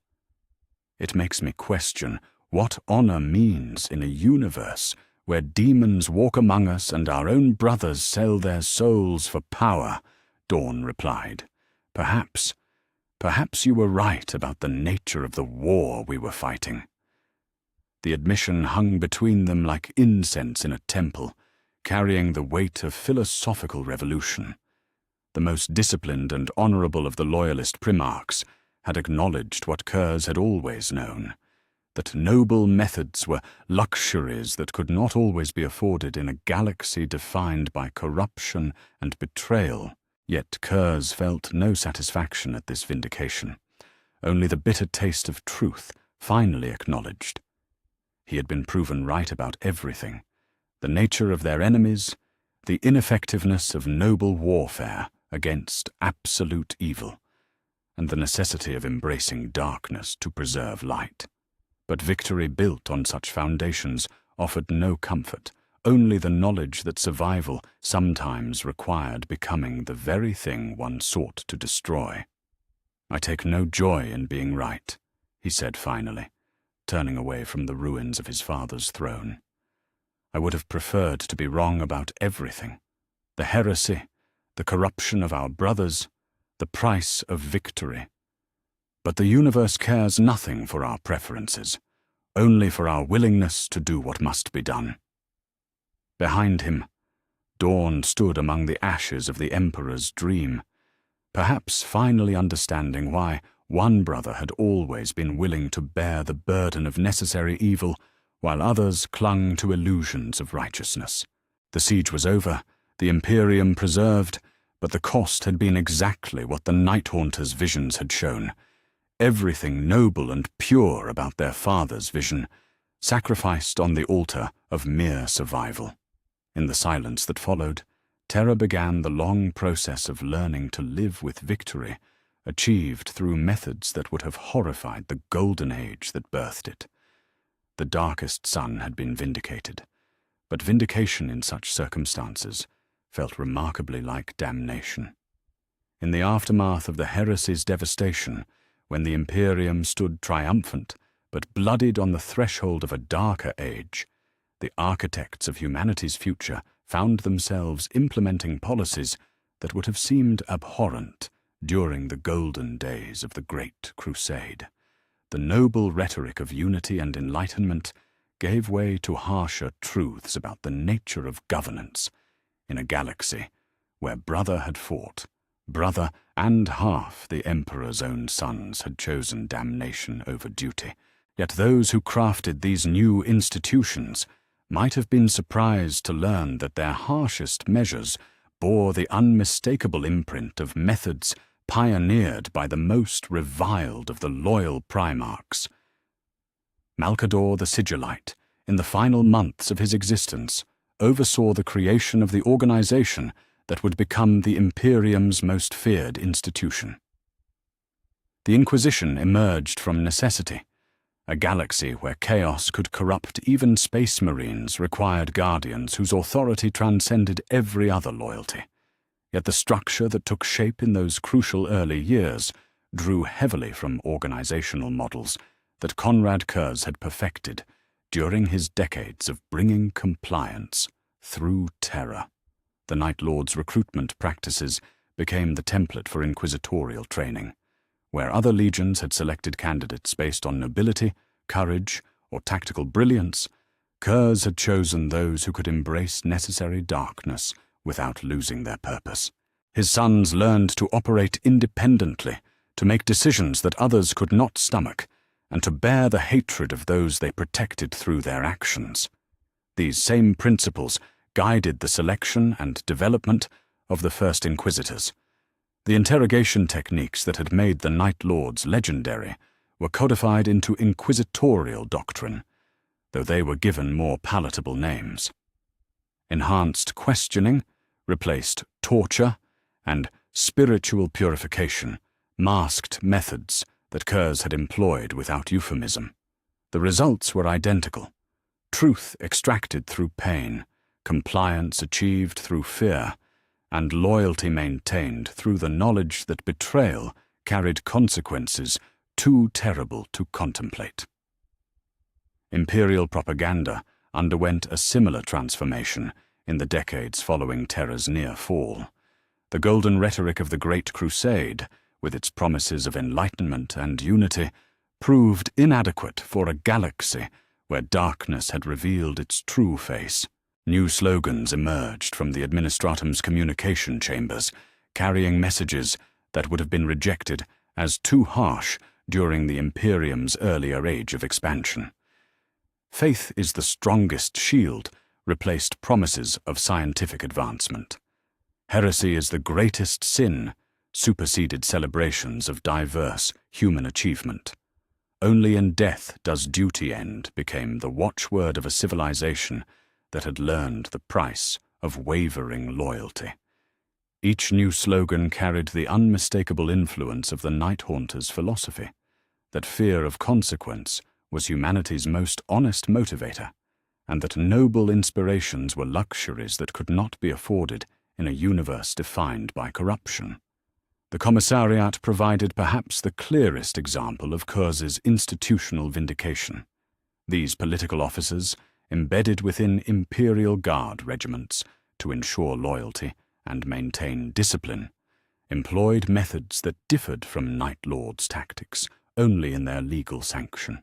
Summary execution for cowardice, public punishment for insubordination, and the systematic cultivation of fear as a tool of command became standard doctrine throughout the Imperial military. Commissar Cadet Threx, one of the first graduates of the newly established Schola Progenium, might have been surprised to learn that his training manual contained passages that paraphrased speeches Konrad Curze had delivered to his legion decades before. Fear is the mind killer, but terror is the soul's educator, read one such maxim, unconsciously echoing the Night Haunter's core teaching that pain was the universe's most effective instructor. The Adeptus Arbites took shape as the Imperium's internal enforcement agency, tasked with maintaining order on worlds where rebellion might take root. Their methods bore an unmistakable resemblance to the psychological warfare that had made the 8th Legion so effective during compliance operations. Public executions became standard practice for serious crimes, their brutality designed to discourage not just the guilty, but any who might contemplate similar acts. Arbitrator training emphasized the importance of reputation as a weapon. A single arbitrator was expected to control populations numbering in the millions through careful cultivation of fear and respect. They learned to investigate crimes with the methodical precision that Curze had shown when hunting criminals through Nostramo's endless night, and to deliver justice with the same implacable certainty that had made the Night Haunter legendary. The emerging ecclesiarchy perhaps provided the most ironic validation of Curze's philosophy. The imperial cult that crystallized in the post-heresy era bore little resemblance to the imperial truth that had guided the Great Crusade. Where the emperor had preached reason and scientific enlightenment, his priests now delivered sermons focused on sin, punishment, and the terrible fate that awaited those who strayed from righteousness. Confessor Matthias, delivering one of the earliest recorded sermons in what would become the Cathedral of the Emperor's Wrath, spoke words that could have been lifted directly from a Night Lord's compliance broadcast. Know that the Emperor watches your every deed, and that nothing escapes his judgment. The guilty shall burn in fires that make the flames of terror seem gentle, and their screams shall be music to the righteous. The theological framework that emerged from these early sermons established fear of divine punishment as the cornerstone of imperial faith. Citizens learned to confess their sins not from love of the emperor, but from terror of the consequences that awaited the unrepentant.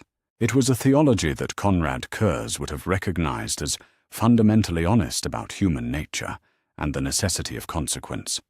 Statistical analysis performed by the Administratum in the decades following the heresy provided empirical validation for these harsh new policies. Worlds governed through fear-based compliance showed significantly lower rates of rebellion, heretical activity, and civil disorder than those administered through more traditional methods. The data was clear. Populations that understood the consequences of defiance remained loyal longer than those inspired by noble rhetoric. The research conducted by Adept Voxus of the Departamento Analytica revealed patterns that vindicated every argument Curze had made during the Great Crusade. Fear-based compliance lasted an average of 4 times longer than inspiration-based loyalty. Worlds where public executions were common practice showed 23% lower rates of serious crime. Populations exposed to systematic psychological conditioning demonstrated greater resistance to chaos corruption than those governed through benevolent means. The irony was not lost on those few who remembered the Night Haunter's arguments from decades past.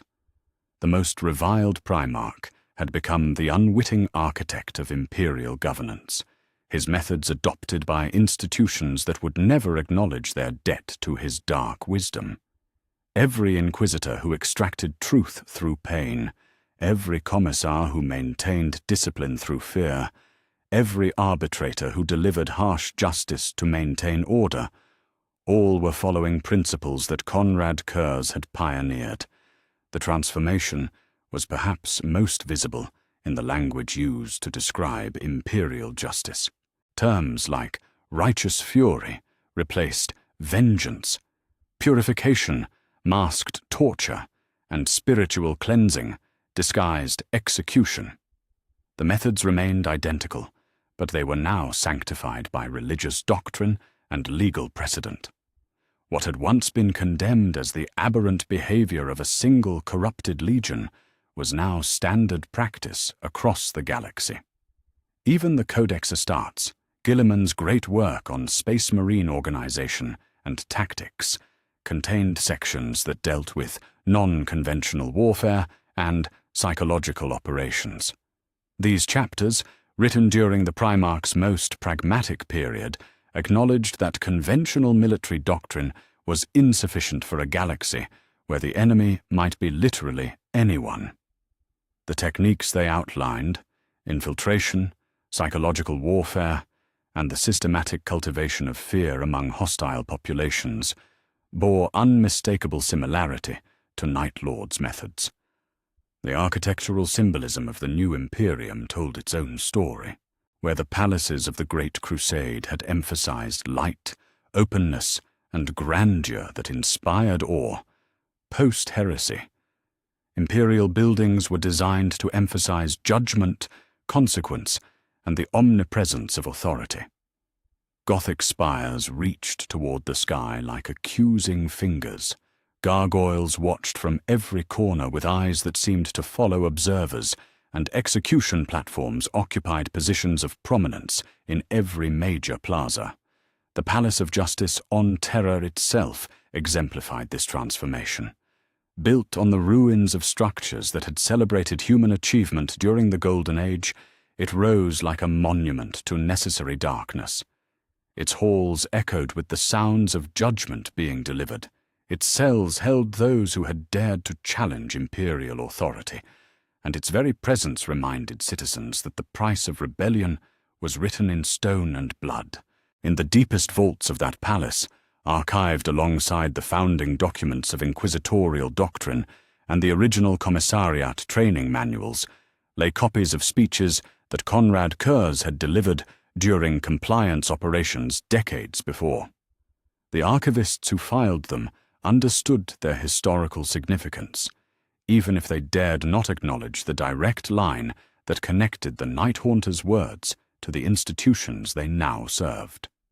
The galaxy had learned the lesson that Curze had tried to teach from the beginning, that in a universe defined by corruption and betrayal, only fear provided reliable governance. Noble inspirations might motivate heroes, but terror was what kept ordinary citizens loyal when faced with temptations that offered immediate reward for betrayal. The Imperium had become exactly what the Night Haunter had always said it needed to be, though none dared acknowledge the debt they owed to his dark wisdom. From the Golden Throne, where the Emperor's shattered form endured its endless vigil, psychic whispers might have carried a message of bitter vindication. The son who had been most reviled for his honesty had provided the foundation for humanity's survival, his methods copied and codified by institutions that would endure for 10,000 years. It was a legacy that brought no comfort, only the satisfaction of being proven right about truths that none had wanted to acknowledge. In the end, the Imperium survived not because of noble ideals or inspiring rhetoric, but because it learned to embrace the darkness that Konrad Curze had always understood was necessary. The throne of truth was built on foundations of fear, and its most honest architect would never receive credit for the civilization he had helped preserve. On the dead world of Zagwalsa, beneath skies that had not seen light for 10,000 years, Konrad Curze waited for the fulfillment of his final prophecy. The fortress monastery that had once housed his legion now stood as a mausoleum to dreams of justice perverted by necessity, its halls echoing with the absence of warriors who had scattered to the dark corners of the galaxy. Here, in this place of self-imposed exile, the Night Haunter prepared to offer the ultimate validation of his prophetic sight, his own willing death at the hands of an assassin whose approach he had foreseen since childhood. The vision had been with him longer than any other, a constant companion that shadowed every triumph and defeat throughout his existence. He had seen her face countless times, pale, perfect, trained to killing as he had been trained to judgment. Meshen of the Kalidas Temple would come for him when the Imperium finally decided that even loyal monsters had outlived their usefulness. She would find him in his private chambers, alone and undefended, because he had chosen to make himself vulnerable at the precise moment when destiny demanded it. The preparations were methodical, befitting one who had spent decades cataloguing the evidence of imperial hypocrisy and his own terrible vindication. Servo skulls glided through the fortress corridors, recording everything for the archives that would survive him.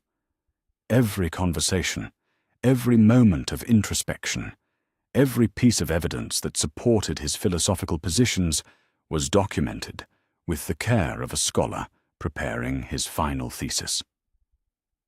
In the great hall where he had once addressed his sons before departing for compliance operations, Curze stood before recording equipment that would preserve his ultimate testament.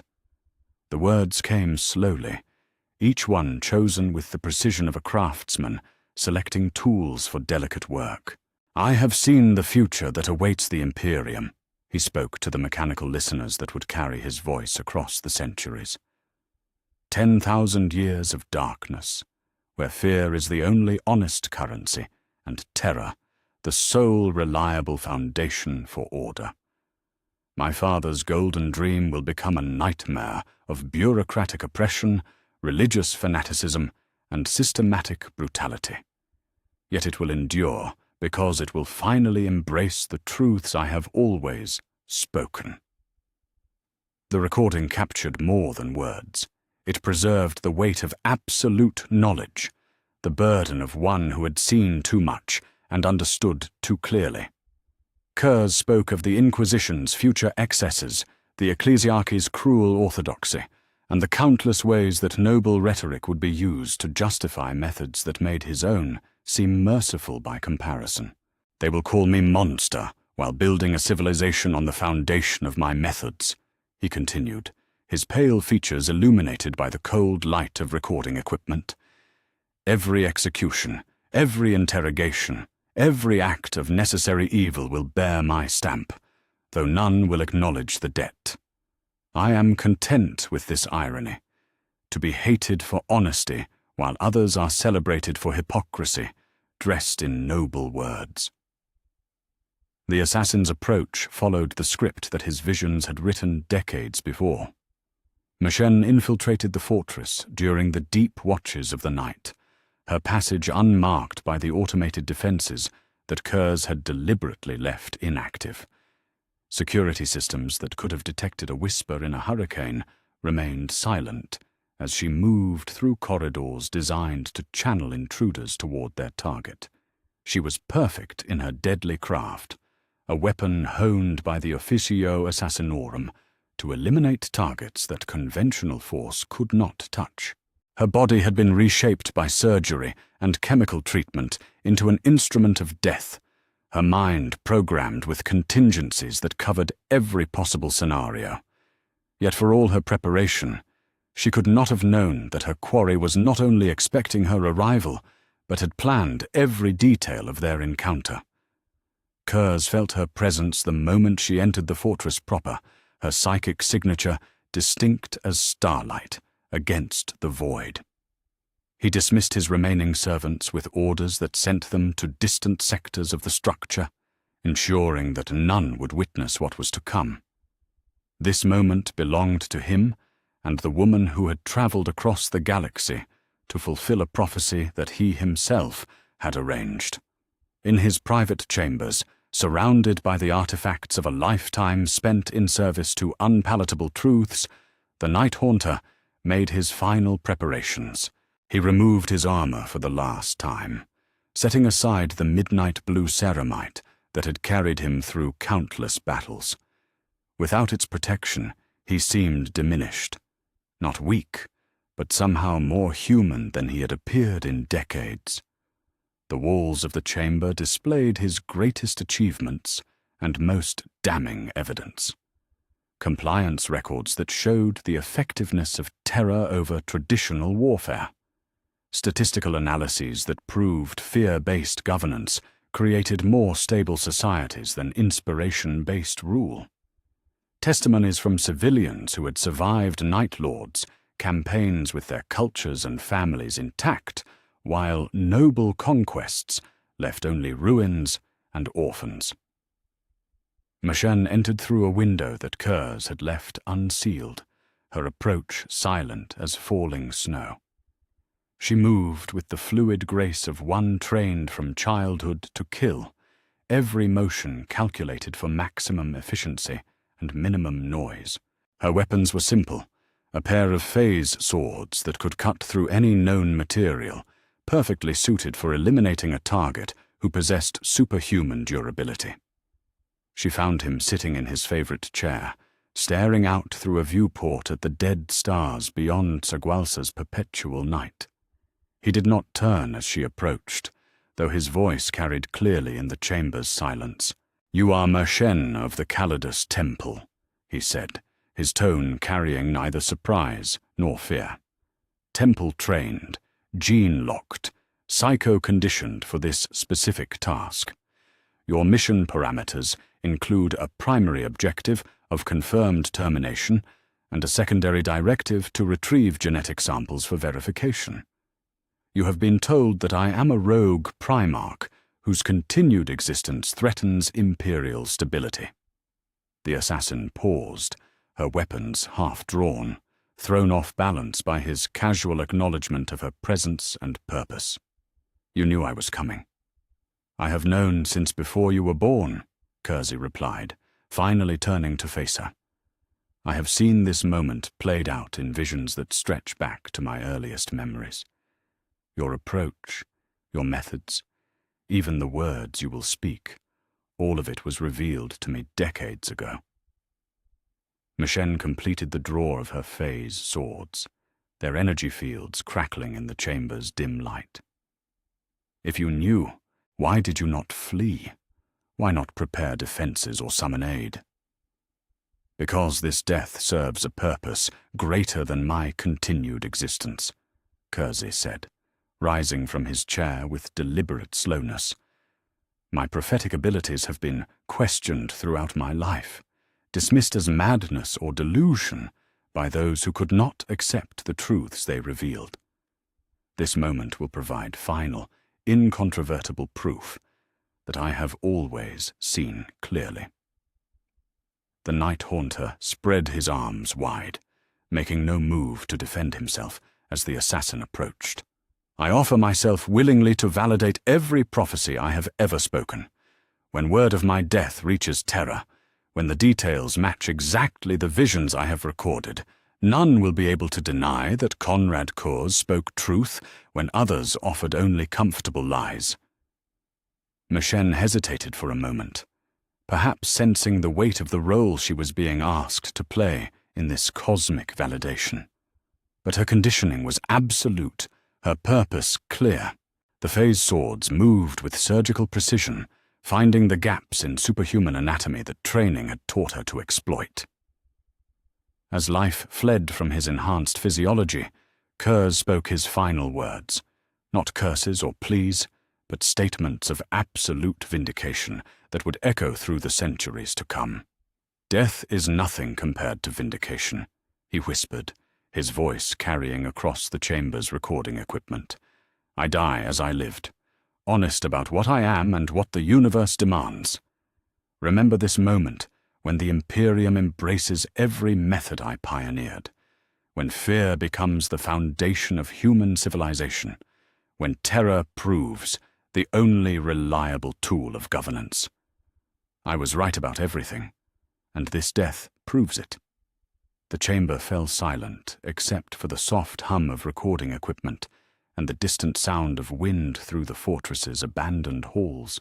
M'Shen completed her mission with professional efficiency, gathering the genetic samples that would confirm the Night Haunter's death to her masters. Yet as she prepared to leave, she found herself drawn to the recordings he had mentioned. The assassin activated the playback systems, listening to hours of testimony that painted a picture of vindication spanning decades, statistical evidence of the Night Lord's superior efficiency, comparative analyses showing the hidden brutality of noble legion tactics, philosophical arguments about the necessity of embracing darkness to preserve light.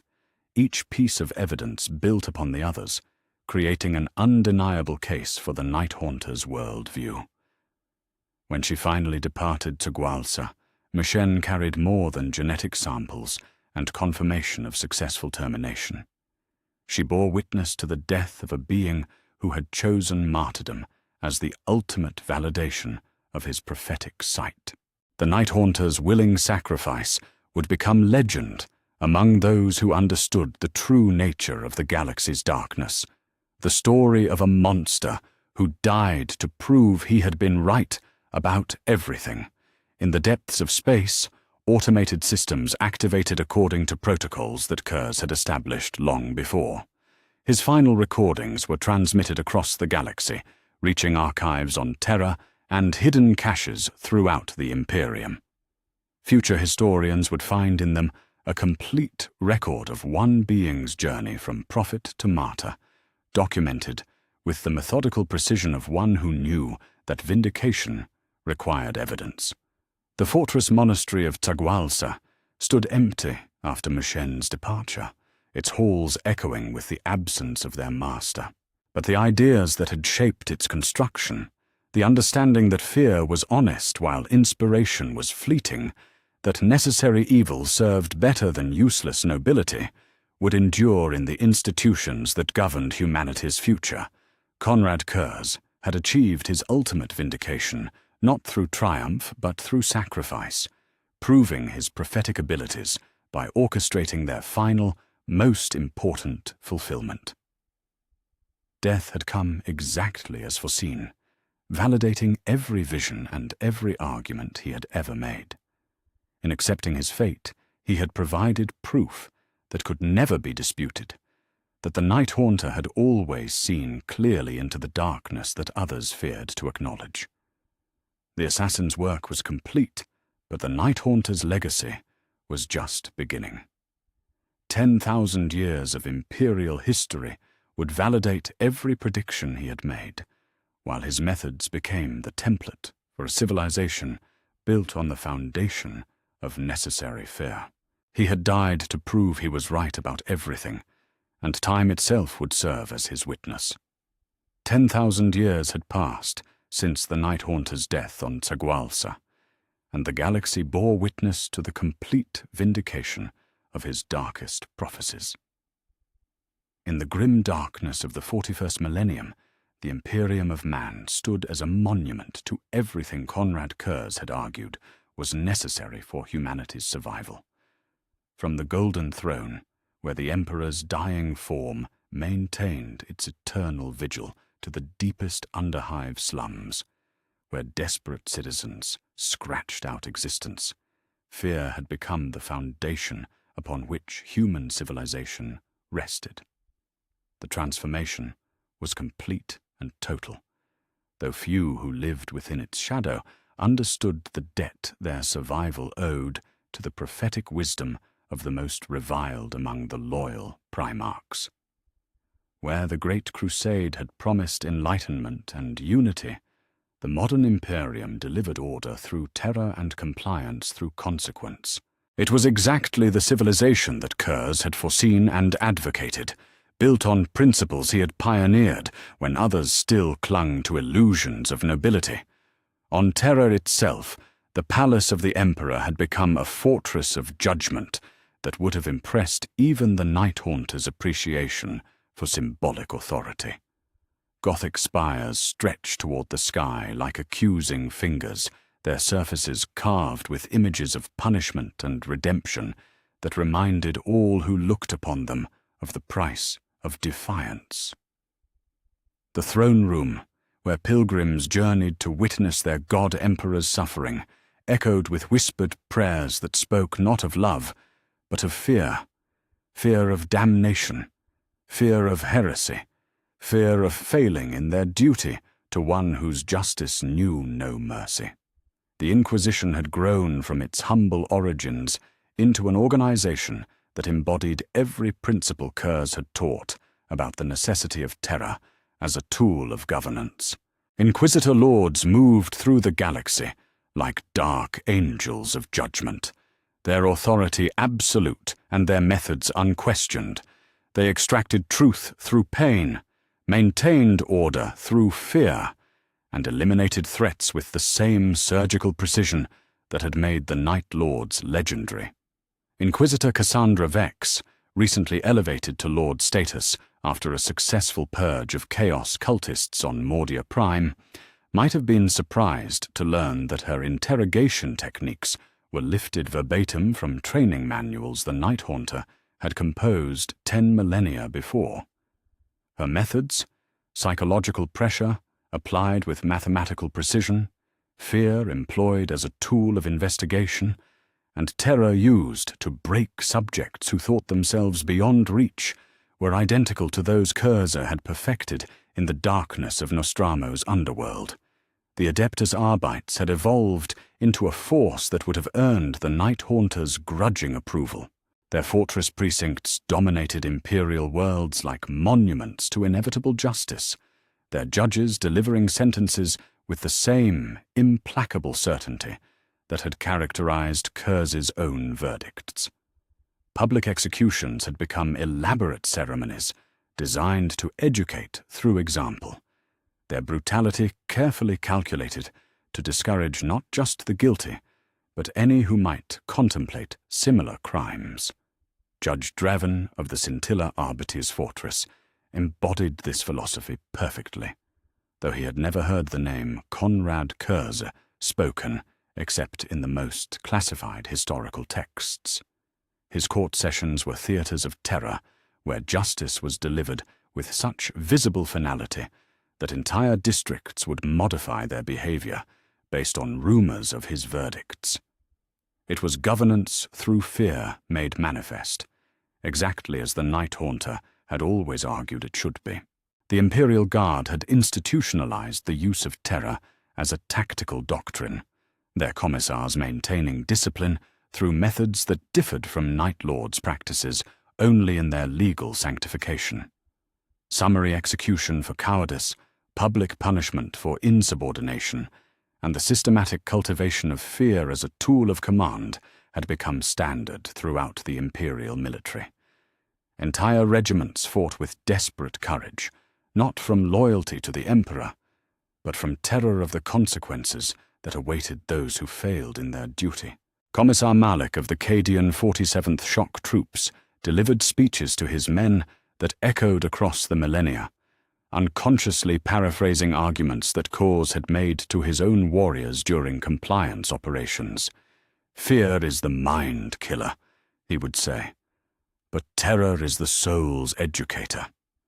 You will fight not because you love the Emperor, though such love is admirable, but because you understand what becomes of those who disappoint him.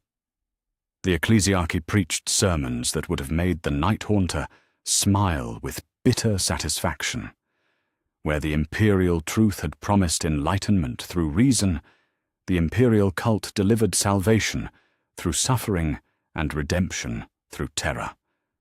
Citizens learned to confess their sins not from spiritual awakening, but from dread of the punishments that awaited the unrepentant. It was theology built on the foundation of fear. Exactly as Curze had always argued, was humanity's most honest spiritual state. Cardinal Matthias the Confessor delivered homilies from the pulpit of the Cathedral of the Emperor's wrath that could have been lifted from Night Lord's compliance broadcasts. Know that the Emperor watches every deed, he thundered to congregations that trembled in perfect terror. His justice is absolute, his mercy reserved for those who earn it through suffering. The guilty shall burn in fires that make the flames of terror seem gentle, and their screams shall be hymns to the righteous. Even the returned Primarch Robuta Guilliman, the architect of imperial organization and the champion of systematic governance, had been forced to embrace methods that vindicated everything Curze had argued during their long-ago debates. The Lord Commander of the Imperium maintained order through fear as much as inspiration. His ultramarines deployed in ways that emphasized the consequences of defying imperial will rather than the benefits of compliance. Guilliman's private thoughts, recorded in journals that would never see public distribution, revealed the bitter understanding that had come with 10,000 years of imperial governance. We maintain civilization through the systematic application of terror, he had written after a particularly brutal campaign against rebel systems. Order emerges not from love of what we represent, but from fear of what we can do to those who oppose us. Konrad understood this when I still believed in noble inspiration. Perhaps that understanding was his greatest service to the Imperium. The irony was perfect in its symmetry. The most reviled of the loyal Primarchs had provided the philosophical foundation for humanity's survival, while those celebrated as heroes had been forced to adopt his methods or watch their charges fall to enemies that understood no language but force. The galaxy had learned the lesson that Curze had tried to teach from the beginning, that in a universe defined by corruption and betrayal, only fear provided reliable governance. From the Golden Throne itself came whispers that carried psychic validation across the centuries. The Emperor's dying consciousness, stretched thin across 10 millennia of suffering, occasionally stirred to acknowledge truths that his living self had been reluctant to embrace. In the deepest chambers of the palace, where only the most sensitive psychers dared venture, those whispers spoke of recognition and bitter vindication. My dark son saw clearly. The psychic echoes carried messages that made their recipients weep with understanding.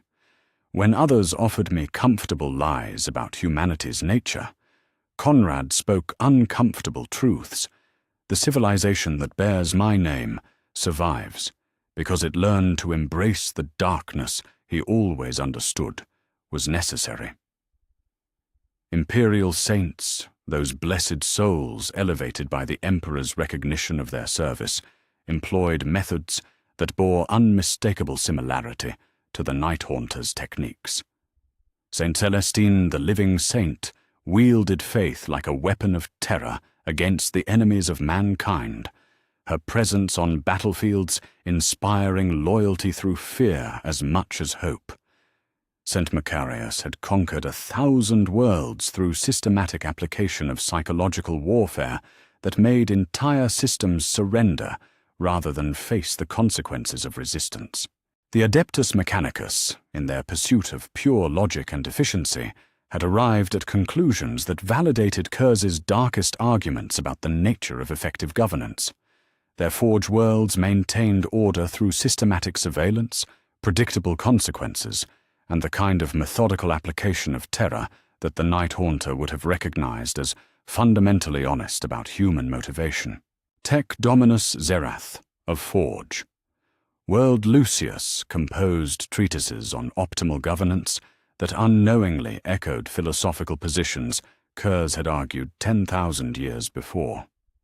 Emotional motivation is inefficient and unreliable, his writings declared. Fear of consequence provides consistent behavioral modification across all human psychological profiles. Terror, applied with mathematical precision, represents the optimal tool for maintaining social stability. The Space Marine chapters that had inherited the Night Lord's legacy carried forward their progenitor's understanding in ways both subtle and direct. The Raven Guard employed stealth and psychological warfare that honored their own Primarch while acknowledging the effectiveness of terror as a tactical doctrine. The Iron Hands pursued efficiency in ways that made fear a natural byproduct of their methodical approach to compliance. Even chapters descended from Primarchs who had condemned Curze's methods found themselves employing similar tactics when faced with enemies that understood no other language.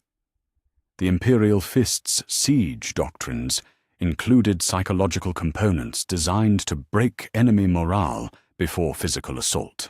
The Salamanders, despite their reputation for compassion, deployed terror weapons when facing chaos cultists and alien threats that required absolute elimination. The ultimate vindication came in the simple fact of Imperial survival itself. 10,000 years of constant warfare against enemies that sought humanity's complete extinction had proven that only the harshest measures could preserve civilization against such threats. The gentle inspiration that had motivated the Great Crusade would have crumbled within centuries when faced with the systematic corruptions of chaos, the inexorable hunger of the Tyranids, and the relentless expansion of alien empires that viewed human existence as an impediment to their own survival. Statistical analyses performed by the Adeptus Administratum painted a picture that would have vindicated every argument Curze had ever made. Worlds governed through fear-based compliance showed lower rates of rebellion, heretical activity, and alien infiltration than those administered through more traditional methods. Sectors where imperial authority was maintained through systematic terror demonstrated greater long-term stability than regions that relied on inspiration or economic incentive. The galaxy itself had become a laboratory that tested the Night Haunter's philosophy on the largest possible scale, and every measurement confirmed his understanding of human nature and the requirements of effective governance. Fear worked, terror endured, consequences modified behavior in ways that noble rhetoric could not match. In the deepest archives of the Inquisition, where the most classified records of imperial history were preserved, scholars who had spent lifetimes studying the development of imperial doctrine occasionally stumbled across references to the Night Haunter's philosophical writings. These documents, classified beyond the reach of all but the most senior Inquisitor lords, painted a picture of prophetic accuracy that bordered on the supernatural. He foresaw not just the heresy, wrote Inquisitor Lord Valen in a report that would be buried beneath layers of security classification. He understood the exact nature of the civilization that would emerge from its ashes. Every institution we have built, every method we employ, every principle we hold sacred, all of it validates the arguments of the Primarch we reviled as our darkest sun. The Imperium survived because it learned to be what Konrad Curze always said it needed to be. The Night Haunter's legacy had become so thoroughly embedded in Imperial doctrine that citizens lived their entire lives within the framework of his philosophy without ever learning his name. They obeyed not from love, but from fear, served not from inspiration, but from understanding of consequence, and remained loyal, not from noble sentiment, but from terror of what befell those who chose betrayal. It was exactly the civilization he had envisioned, built on foundations he had laid, governed by principles he had articulated, when others still clung to comfortable illusions about human nature. The most reviled among the loyal primarchs had achieved the most complete victory. His understanding of darkness had become the light by which humanity navigated its survival through the galaxy's longest night. In death, Konrad Curze had been vindicated more thoroughly than any of his brothers. The Imperium stood as a monument to his wisdom, its every institution a testament to the truth of his darkest prophecies. He had been right about everything, and 10,000 years of human survival served as proof that could never be disputed. In the dying light of the 41st millennium, when humanity faced extinction on 1,000 fronts, and every day brought news of worlds consumed by horrors beyond imagining, the galaxy itself had become a laboratory that tested the ultimate validity of Konrad Curze's philosophy. Where noble methods once seemed preferable to brutal necessity, 10,000 years of constant warfare against enemies that sought humanity's complete annihilation had proven that only the harshest measures could preserve civilization against the darkness that pressed in from every side. The evidence was written in the survival statistics that administratum analysts compiled with mechanical precision, their data cores containing a truth that would have vindicated every argument the Night Haunter had ever made. Sectors governed through traditional imperial methods, inspiration, duty, and appeals to higher purpose, showed consistent patterns of failure when faced with the galaxy's most terrible threats.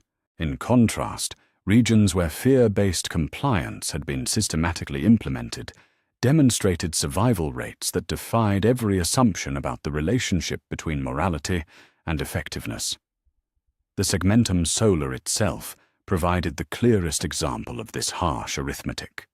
Terra's immediate vicinity, where the Inquisition's influence was strongest and terror tactics were employed with scientific precision, had weathered every storm that 10 millennia could conjure. Demon incursions were contained within hours rather than years. Heretical cults were eliminated before they could spread their corruption, and alien infiltration attempts failed against populations conditioned to report the slightest deviation from acceptable behavior. Lord Inquisitor Vex compiled reports that read like statistical vindication of the Night Haunter's worldview, though she would never have acknowledged such a connection. Her data showed that worlds where public executions were common practice experienced 73% fewer heretical uprisings. Sectors where imperial authority was maintained through systematic terror demonstrated 48% lower rates of chaos corruption. Most tellingly, regions governed by officials trained in fear-based compliance methods showed survival rates against tyrannid invasion that were nearly double those of worlds administered through traditional inspiration-based leadership. The Great Rift's emergence had provided an even starker test of competing governance philosophies. When Cadia fell and the galaxy split in two, those sectors that survived the initial wave of demonic incursions shared one crucial characteristic.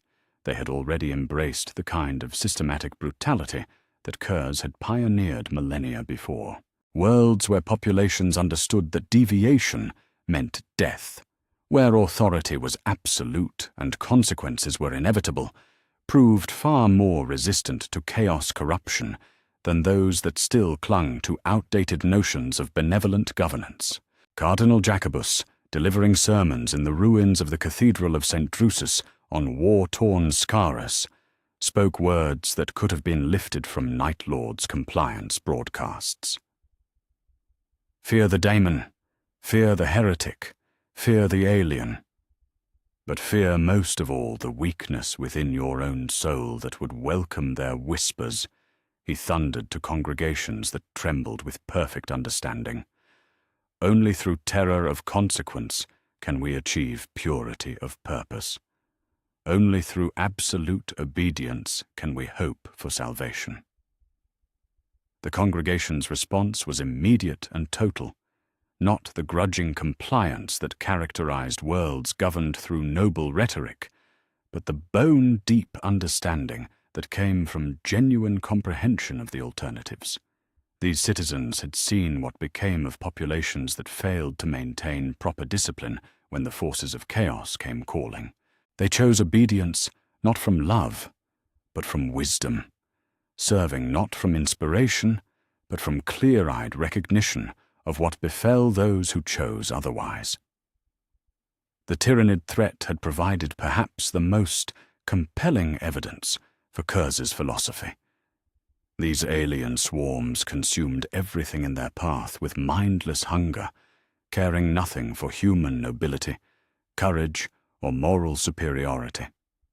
They understood only strength, only the kind of absolute determination that came from populations conditioned to fight with desperate ferocity rather than noble sacrifice. General Voss of the Cadian 12th, defending the hive world of Griffin, 4 against Hive Fleet.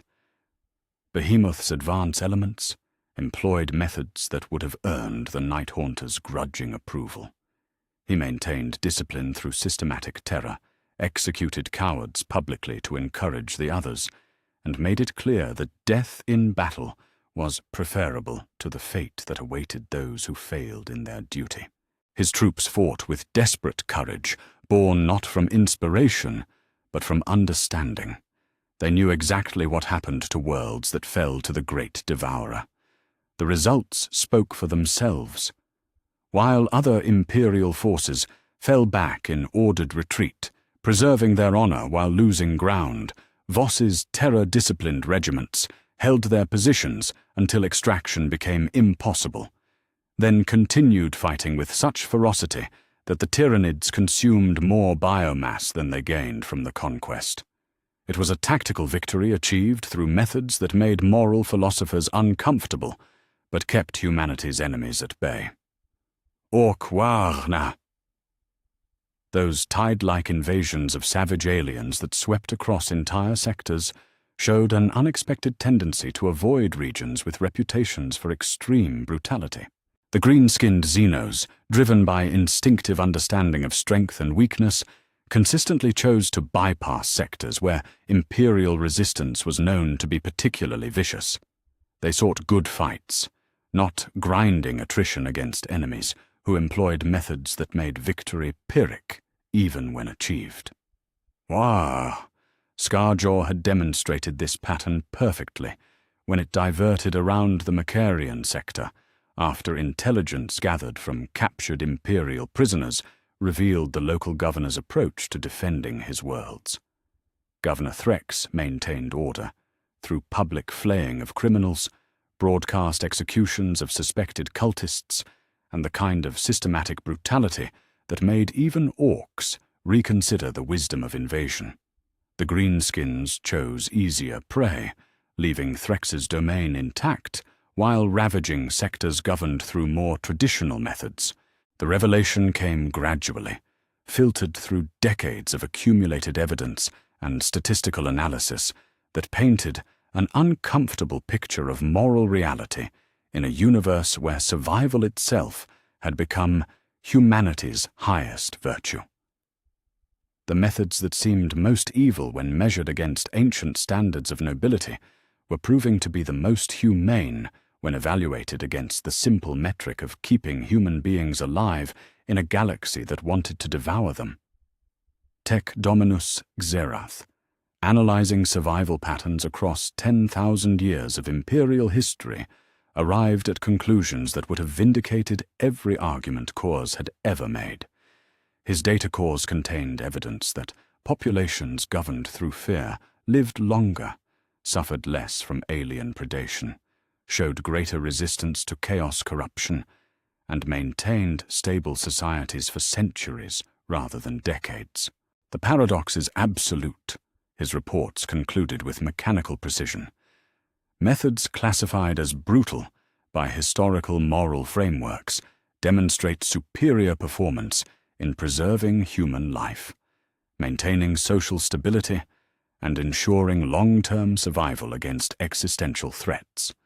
Traditional governance approaches optimized for individual dignity and personal freedom result in higher casualty rates, greater susceptibility to corruption, and reduced civilization longevity when applied in hostile galactic environments. The ultimate irony revealed itself through this accumulation of evidence.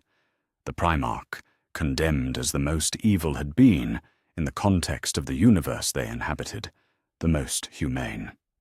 Curze's methods preserved more lives, prevented more suffering, and maintained more stable societies than the noble approaches favored by his brothers. His understanding of human nature and the requirements of effective governance had been calibrated not for comfortable philosophical abstractions, but for the harsh realities of survival in a galaxy that offered no quarter to the weak or unprepared. Saint Celestine herself, the living saint, whose presence inspired imperial forces across 1,000 battlefields, employed methods that bore unmistakable resemblance to the Night Haunter's psychological warfare. Her appearances were calculated for maximum psychological impact, her miracles designed to terrify enemies while inspiring allies, and her very presence on battlefields served as a form of supernatural terror weapon that achieved compliance through awe-inspiring fear rather than gentle persuasion. When she manifested before the rebellious nobles of Vaxenide, her burning wings and blazing sword created exactly the kind of shock and awe demonstration that Curze had perfected during compliance operations. The rebels surrendered not from conversion to imperial ideals, but from bone-deep terror of divine retribution. It was governance through fear, sanctified by religious doctrine, but the underlying mechanism remained identical to what the Night Haunter had pioneered. The Space Marine chapters that survived longest in the 41st millennium were those that had learned to balance their noble heritage with the practical necessities of terror warfare. The Iron Hands maintained discipline through methods that would have seemed familiar to any Night Lord. The Raven Guard employed psychological operations that acknowledged fear as humanity's most reliable motivator. Even the Ultramarines, inheritors of Guilliman's noble legacy, found themselves employing brutal tactics when facing enemies that understood no other language. Chapter Master Calgar himself, reviewing casualty reports from the Tyrannic Wars, had been forced to acknowledge uncomfortable truths about the relationship between methodology and results. His private journals contained admissions that would have vindicated every argument Curze had made during their Primarch's ancient debates. "We preserve what is noble by employing methods that are not," he wrote, after a particularly brutal campaign against Chaos cultists. "The civilians we protect through necessary brutality live to enjoy freedoms that would be impossible if we employed only noble methods against implacable enemies." The Administratum's deep archives contained studies that painted an even starker picture of moral necessity in the 41st millennium. Analysis of planetary survival rates over the previous millennium showed clear correlations between governance methodology and resistance to existential threats. Worlds where authority was maintained through systematic terror showed 97% survival rates against chaos incursion. Populations conditioned to absolute obedience demonstrated 89% resistance to Genestealer cult infiltration. Sectors governed through fear-based compliance maintained stable human populations, while neighboring regions succumbed to alien predation, heretical corruption, or simple social collapse. The data was undeniable, uncomfortable, and absolutely vindicated everything Konrad Curze had argued about the necessity of embracing darkness to preserve light. In a universe where genocidal aliens sought to devour human biomass, where demon entities fed on mortal souls, and where the very act of independent thought could open doorways to hell, only the harshest methods could maintain the conditions necessary for human civilization to endure. The moral philosophers of earlier ages, with their comfortable abstractions about dignity and individual rights, had possessed the luxury of contemplating ethics in a universe that seemed to offer infinite possibilities for human flourishing. The citizens of the 41st millennium lived in a reality where those luxuries had become fatal indulgences that no civilization could afford if it wished to survive. In this context, Konrad Curze emerged not as humanity's darkest sun, but as its most practical savior. His methods preserved more lives, prevented more suffering, and maintained more stable societies than any alternative approach when measured against the existential threats that defined human existence in the galaxy's darkest age. The monster who had been condemned for his honesty had proven to be the most humane of the Primarchs. His understanding of necessity calibrated perfectly for the realities his species would face when noble illusions became unaffordable luxuries. The Night Haunter's legacy stood vindicated not through philosophical argument, but through the simple arithmetic of survival. In a universe that offered extinction as the price of moral weakness, his methods had proven to be humanity's most reliable tools for preserving everything worth preserving about human civilization. He had been right about everything, and the continued existence of the Imperium served as proof that even in the grim darkness of the far future, truth remained humanity's most valuable possession. In the final analysis, when 10,000 years of imperial history had been weighed and measured against the harsh mathematics of survival, one truth emerged with crystalline clarity from the ashes of noble illusions and comfortable lies. Konrad Curze, the Night Haunter, the reviled son who had been condemned as the darkest among the Emperor's progeny, had been the only Primarch who truly understood the universe they inhabited. His visions had not been symptoms of madness or corruption, but glimpses of absolute reality stripped of the comforting delusions that had blinded his brothers to the necessities of existence in a galaxy that offered no mercy to the unprepared. The revelation came gradually, filtered through millennia of accumulated evidence and the kind of statistical analysis that reduced philosophy to simple arithmetic. Every institution that kept humanity alive in the 41st millennium bore his stamp. Every method that proved effective against existential threats followed principles he had articulated when others still believed in golden dreams. Every survivor of the galaxy's endless night lived within frameworks he had designed, governed by philosophies he had pioneered, protected by techniques he had perfected in the darkness of a world that had taught him truth through pain. From the Golden Throne itself, where the Emperor's tortured consciousness maintained its eternal vigil over a species that balanced on the knife's edge of extinction, whispers carried acknowledgement that had been 10 millennia in coming. The master of mankind's psychic presence, stretched thin across the vast networks that held human civilization together, occasionally stirred to recognize truths that his living self had been too proud or too noble to embrace. My darkest son saw clearly when others offered comfortable lies. The psychic echoes carried messages that made the most sensitive astropaths weep with understanding. While his brothers painted visions of what humanity could become, Konrad showed us what humanity was. While they promised transformation through inspiration, he delivered survival through truth. I condemned him for honesty, while I practiced the same methods wrapped in golden rhetoric.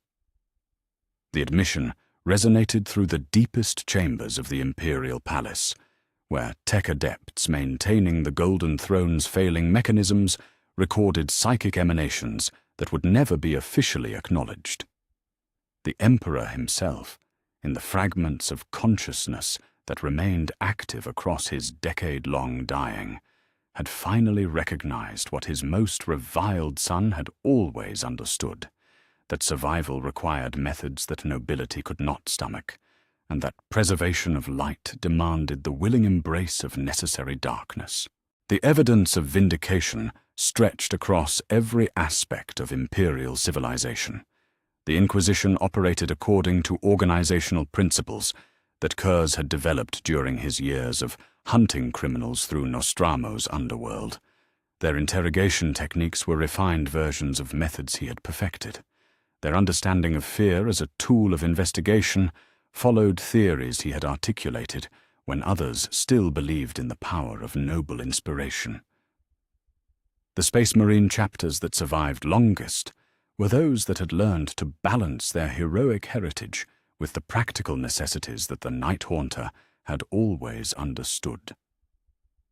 The Raven Guard employed stealth and terror tactics that honored their own Primarch, while acknowledging Curze's superior understanding of psychological warfare. The Iron Hands pursued efficiency through methods that made fear a natural byproduct of their systematic approach to compliance. Even the Ultramarines, inheritors of Guilliman's noble legacy, found themselves employing brutal tactics when facing enemies that understood no language but force. Robert Guilliman himself, returned to lead the Imperium in its darkest hour, had been forced to acknowledge the uncomfortable truth that validated every argument his dark brother had made during their ancient debates. The Lord Commander's private journals contained admissions that would have shocked the galaxy if they had ever been made public. "We preserve civilization through systematic application of terror," he had written after reviewing casualty reports from the Indomitus Crusade. "Order emerges not from love of what we represent, but from fear of what we can do to those who oppose us. Konrad understood this when I still believed in the power of noble inspiration. His methods preserve more lives than mine ever could." Perhaps that understanding was his greatest gift to the Imperium, even if none of us were wise enough to recognize it at the time. The statistical evidence was undeniable. Worlds governed through fear-based compliance showed consistently higher survival rates against every threat the galaxy could conjure. Populations conditioned to absolute obedience demonstrated greater resistance to chaos, corruption, alien infiltration, and heretical uprising than those administered through traditional inspiration-based leadership. The data was clear. Curze's methods worked not because they were evil, but because they were honest about human nature and the requirements of effective governance in a hostile universe. Even the returned Primarchs who had once condemned his methods found themselves employing similar tactics when faced with enemies that sought humanity's complete annihilation. The Lion, awakened from his long slumber in the rock, deployed the Dark Angels in operations that bore unmistakable resemblance to Night Lord's psychological warfare. His understanding of secrecy and fear as tools of statecraft would have seemed familiar to any who had studied Curze's approach to governance. The ultimate irony revealed itself in the daily lives of imperial citizens who lived their entire existence within frameworks that the Night Haunter had designed. They obeyed not from love but from fear, served not from inspiration but from understanding of consequence, and remained loyal not from noble sentiment but from terror of what befell those who chose betrayal. Yet they did not recognize the debt they owed to the Primarch, who had been condemned as their civilization's darkest son. In the underhives of 1,000,000 worlds, where desperate humanity scratched out existence in conditions that would have horrified the Golden Age's philosophers, citizens lived by rules that Curze had written without ever learning his name. They understood that survival required hard choices, that mercy was a luxury that could not be afforded when dealing with the corrupt, and that sometimes the only way to preserve what was good was to employ methods that were not. Gang bosses maintained order through techniques that differed from Night Lord's compliance operations only in scale.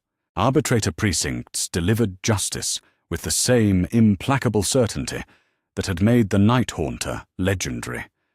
Even the humble workers who labored in manufactorum shifts that stretched across endless days found meaning in their suffering because they understood the alternatives. They had seen what happened to worlds where discipline failed and order collapsed. The ecclesiarchy preached sermons that elevated Curze's understanding of human nature to the level of religious doctrine, though they would never acknowledge such a connection. Cardinal Jacobus, delivering homilies from the rebuilt Cathedral of St. Drusus, spoke words that could have been lifted from the Night Haunter's compliance broadcasts. "Know that the Emperor's love is terrible in its perfection," he thundered to congregations that trembled with genuine understanding. "His mercy is reserved for those who prove worthy through suffering. Fear the darkness within your souls, for only through terror of consequence can we achieve the purity necessary for salvation. Only through absolute obedience can we hope to preserve what remains of human dignity in a galaxy that seeks to devour it." The theological framework that emerged from these sermons established fear of divine punishment as the cornerstone of imperial faith. Exactly as Curze had always argued, was humanity's most honest spiritual state. Citizens learned to confess their sins not from spiritual awakening, but from dread of punishments that made the flames of terror seem gentle by comparison. In the depths of the imperial palace, where the most classified archives contained records that stretched back to the Great Crusade itself, scholars who had dedicated their lives to understanding imperial doctrine occasionally discovered fragments of the Night Haunter's philosophical writings. These documents, buried beneath layers of security classification that put them beyond the reach of all but the most senior officials, painted a picture of prophetic accuracy that bordered on the supernatural. "Every institution we have built validates his arguments," wrote Inquisitor Lord Valen in a report that would never see official distribution. "Every method we employ follows principles he articulated 10,000 years ago. Every aspect of imperial governance bears his influence, though none dare acknowledge the debt. The Imperium survived because it learned to be what Konrad Curze always said it needed to be. We condemned him for telling us truths we weren't ready to hear, then spent 10 millennia proving he was right about everything." The final vindication came in the form of shrines that appeared throughout the Imperium, unofficial places of worship, where desperate citizens sought intercession from figures whose histories had been lost, but whose methods had proven effective. On the hive world of Necromunda, in the depths of the underhive where life was measured in moments and survival required constant vigilance, gangers had erected a crude statue of a pale figure wielding instruments of judgment. They called him the Saint of Necessary Evils, though none knew his true name or understood his connection to the Primarchs who had shaped their civilization. They offered prayers not for mercy, but for the strength to do what conscience could not stomach, for the wisdom to choose survival over sentiment, and for the clarity to see past comfortable lies to the harsh truths that preserved life in a universe that wanted to devour it. The statue bore no inscription, no formal benediction from the ecclesiarchy, no official recognition from imperial authorities, yet pilgrims came from across the sector to kneel before its crude features, seeking guidance from one who had understood that sometimes the greatest love was expressed through the most terrible methods. They prayed to a saint they did not name, asking for intercession from a figure whose only miracle was telling truth when others offered lies. Similar shrines appeared on 1,000 worlds, each bearing the same crude representation: a pale figure in dark armor, hands stained with the blood of the guilty, eyes that reflected no warmth but carried the weight of absolute knowledge. Imperial authorities occasionally attempted to remove these unauthorized places of worship, but new ones appeared faster than they could be destroyed. The citizens who built them understood something that official doctrine could not acknowledge, that their survival depended on principles pioneered by the Primarch they dared not name. In the end, Konrad Curze had achieved vindication more complete than any of his brothers. His methods had become the foundation of imperial governance. His understanding of human nature had proven more accurate than the noble philosophies that had once seemed preferable. His willingness to embrace necessary darkness had preserved the light that others would have extinguished through misguided mercy. He had been condemned for honesty, while others were celebrated for hypocrisy. He had been reviled for methods that preserved more lives than noble alternatives could save. He had been called monster, while serving as humanity's most practical protector, offering harsh truths when comfortable lies would have led to extinction. The Night Haunter's prophecies had all come to pass. The Imperium had become exactly what he said it needed to be. The galaxy had learned that fear was humanity's most honest emotion, that terror provided more reliable governance than inspiration, and that survival required methods that nobility couldn't stomach. He had been right about everything, and that vindication was perhaps the most terrifying truth of all, that in a universe defined by corruption and malevolence, only those willing to embrace necessary evil could preserve what remained of light. 10,000 years after his death, Konrad Curze stood vindicated as the most prescient of the Primarchs, the most honest of the Emperor's sons, and the most human of those who called themselves superhuman. He had seen the future without illusion, spoken truth without compromise, and chosen damnation over the comfortable lies that would have doomed the species he was created to protect. In the grim darkness of the far future, where there was only war and the laughter of thirsting gods, humanity endured because it had finally learned to embrace the wisdom of its darkest prophet. The Night Haunter's legacy lived in every act of necessary brutality, every moment of justified terror, and every choice to preserve light through the willing embrace of darkness. He had been right about everything, and the continued existence of human civilization served as eternal testament to the terrible necessity of his truth.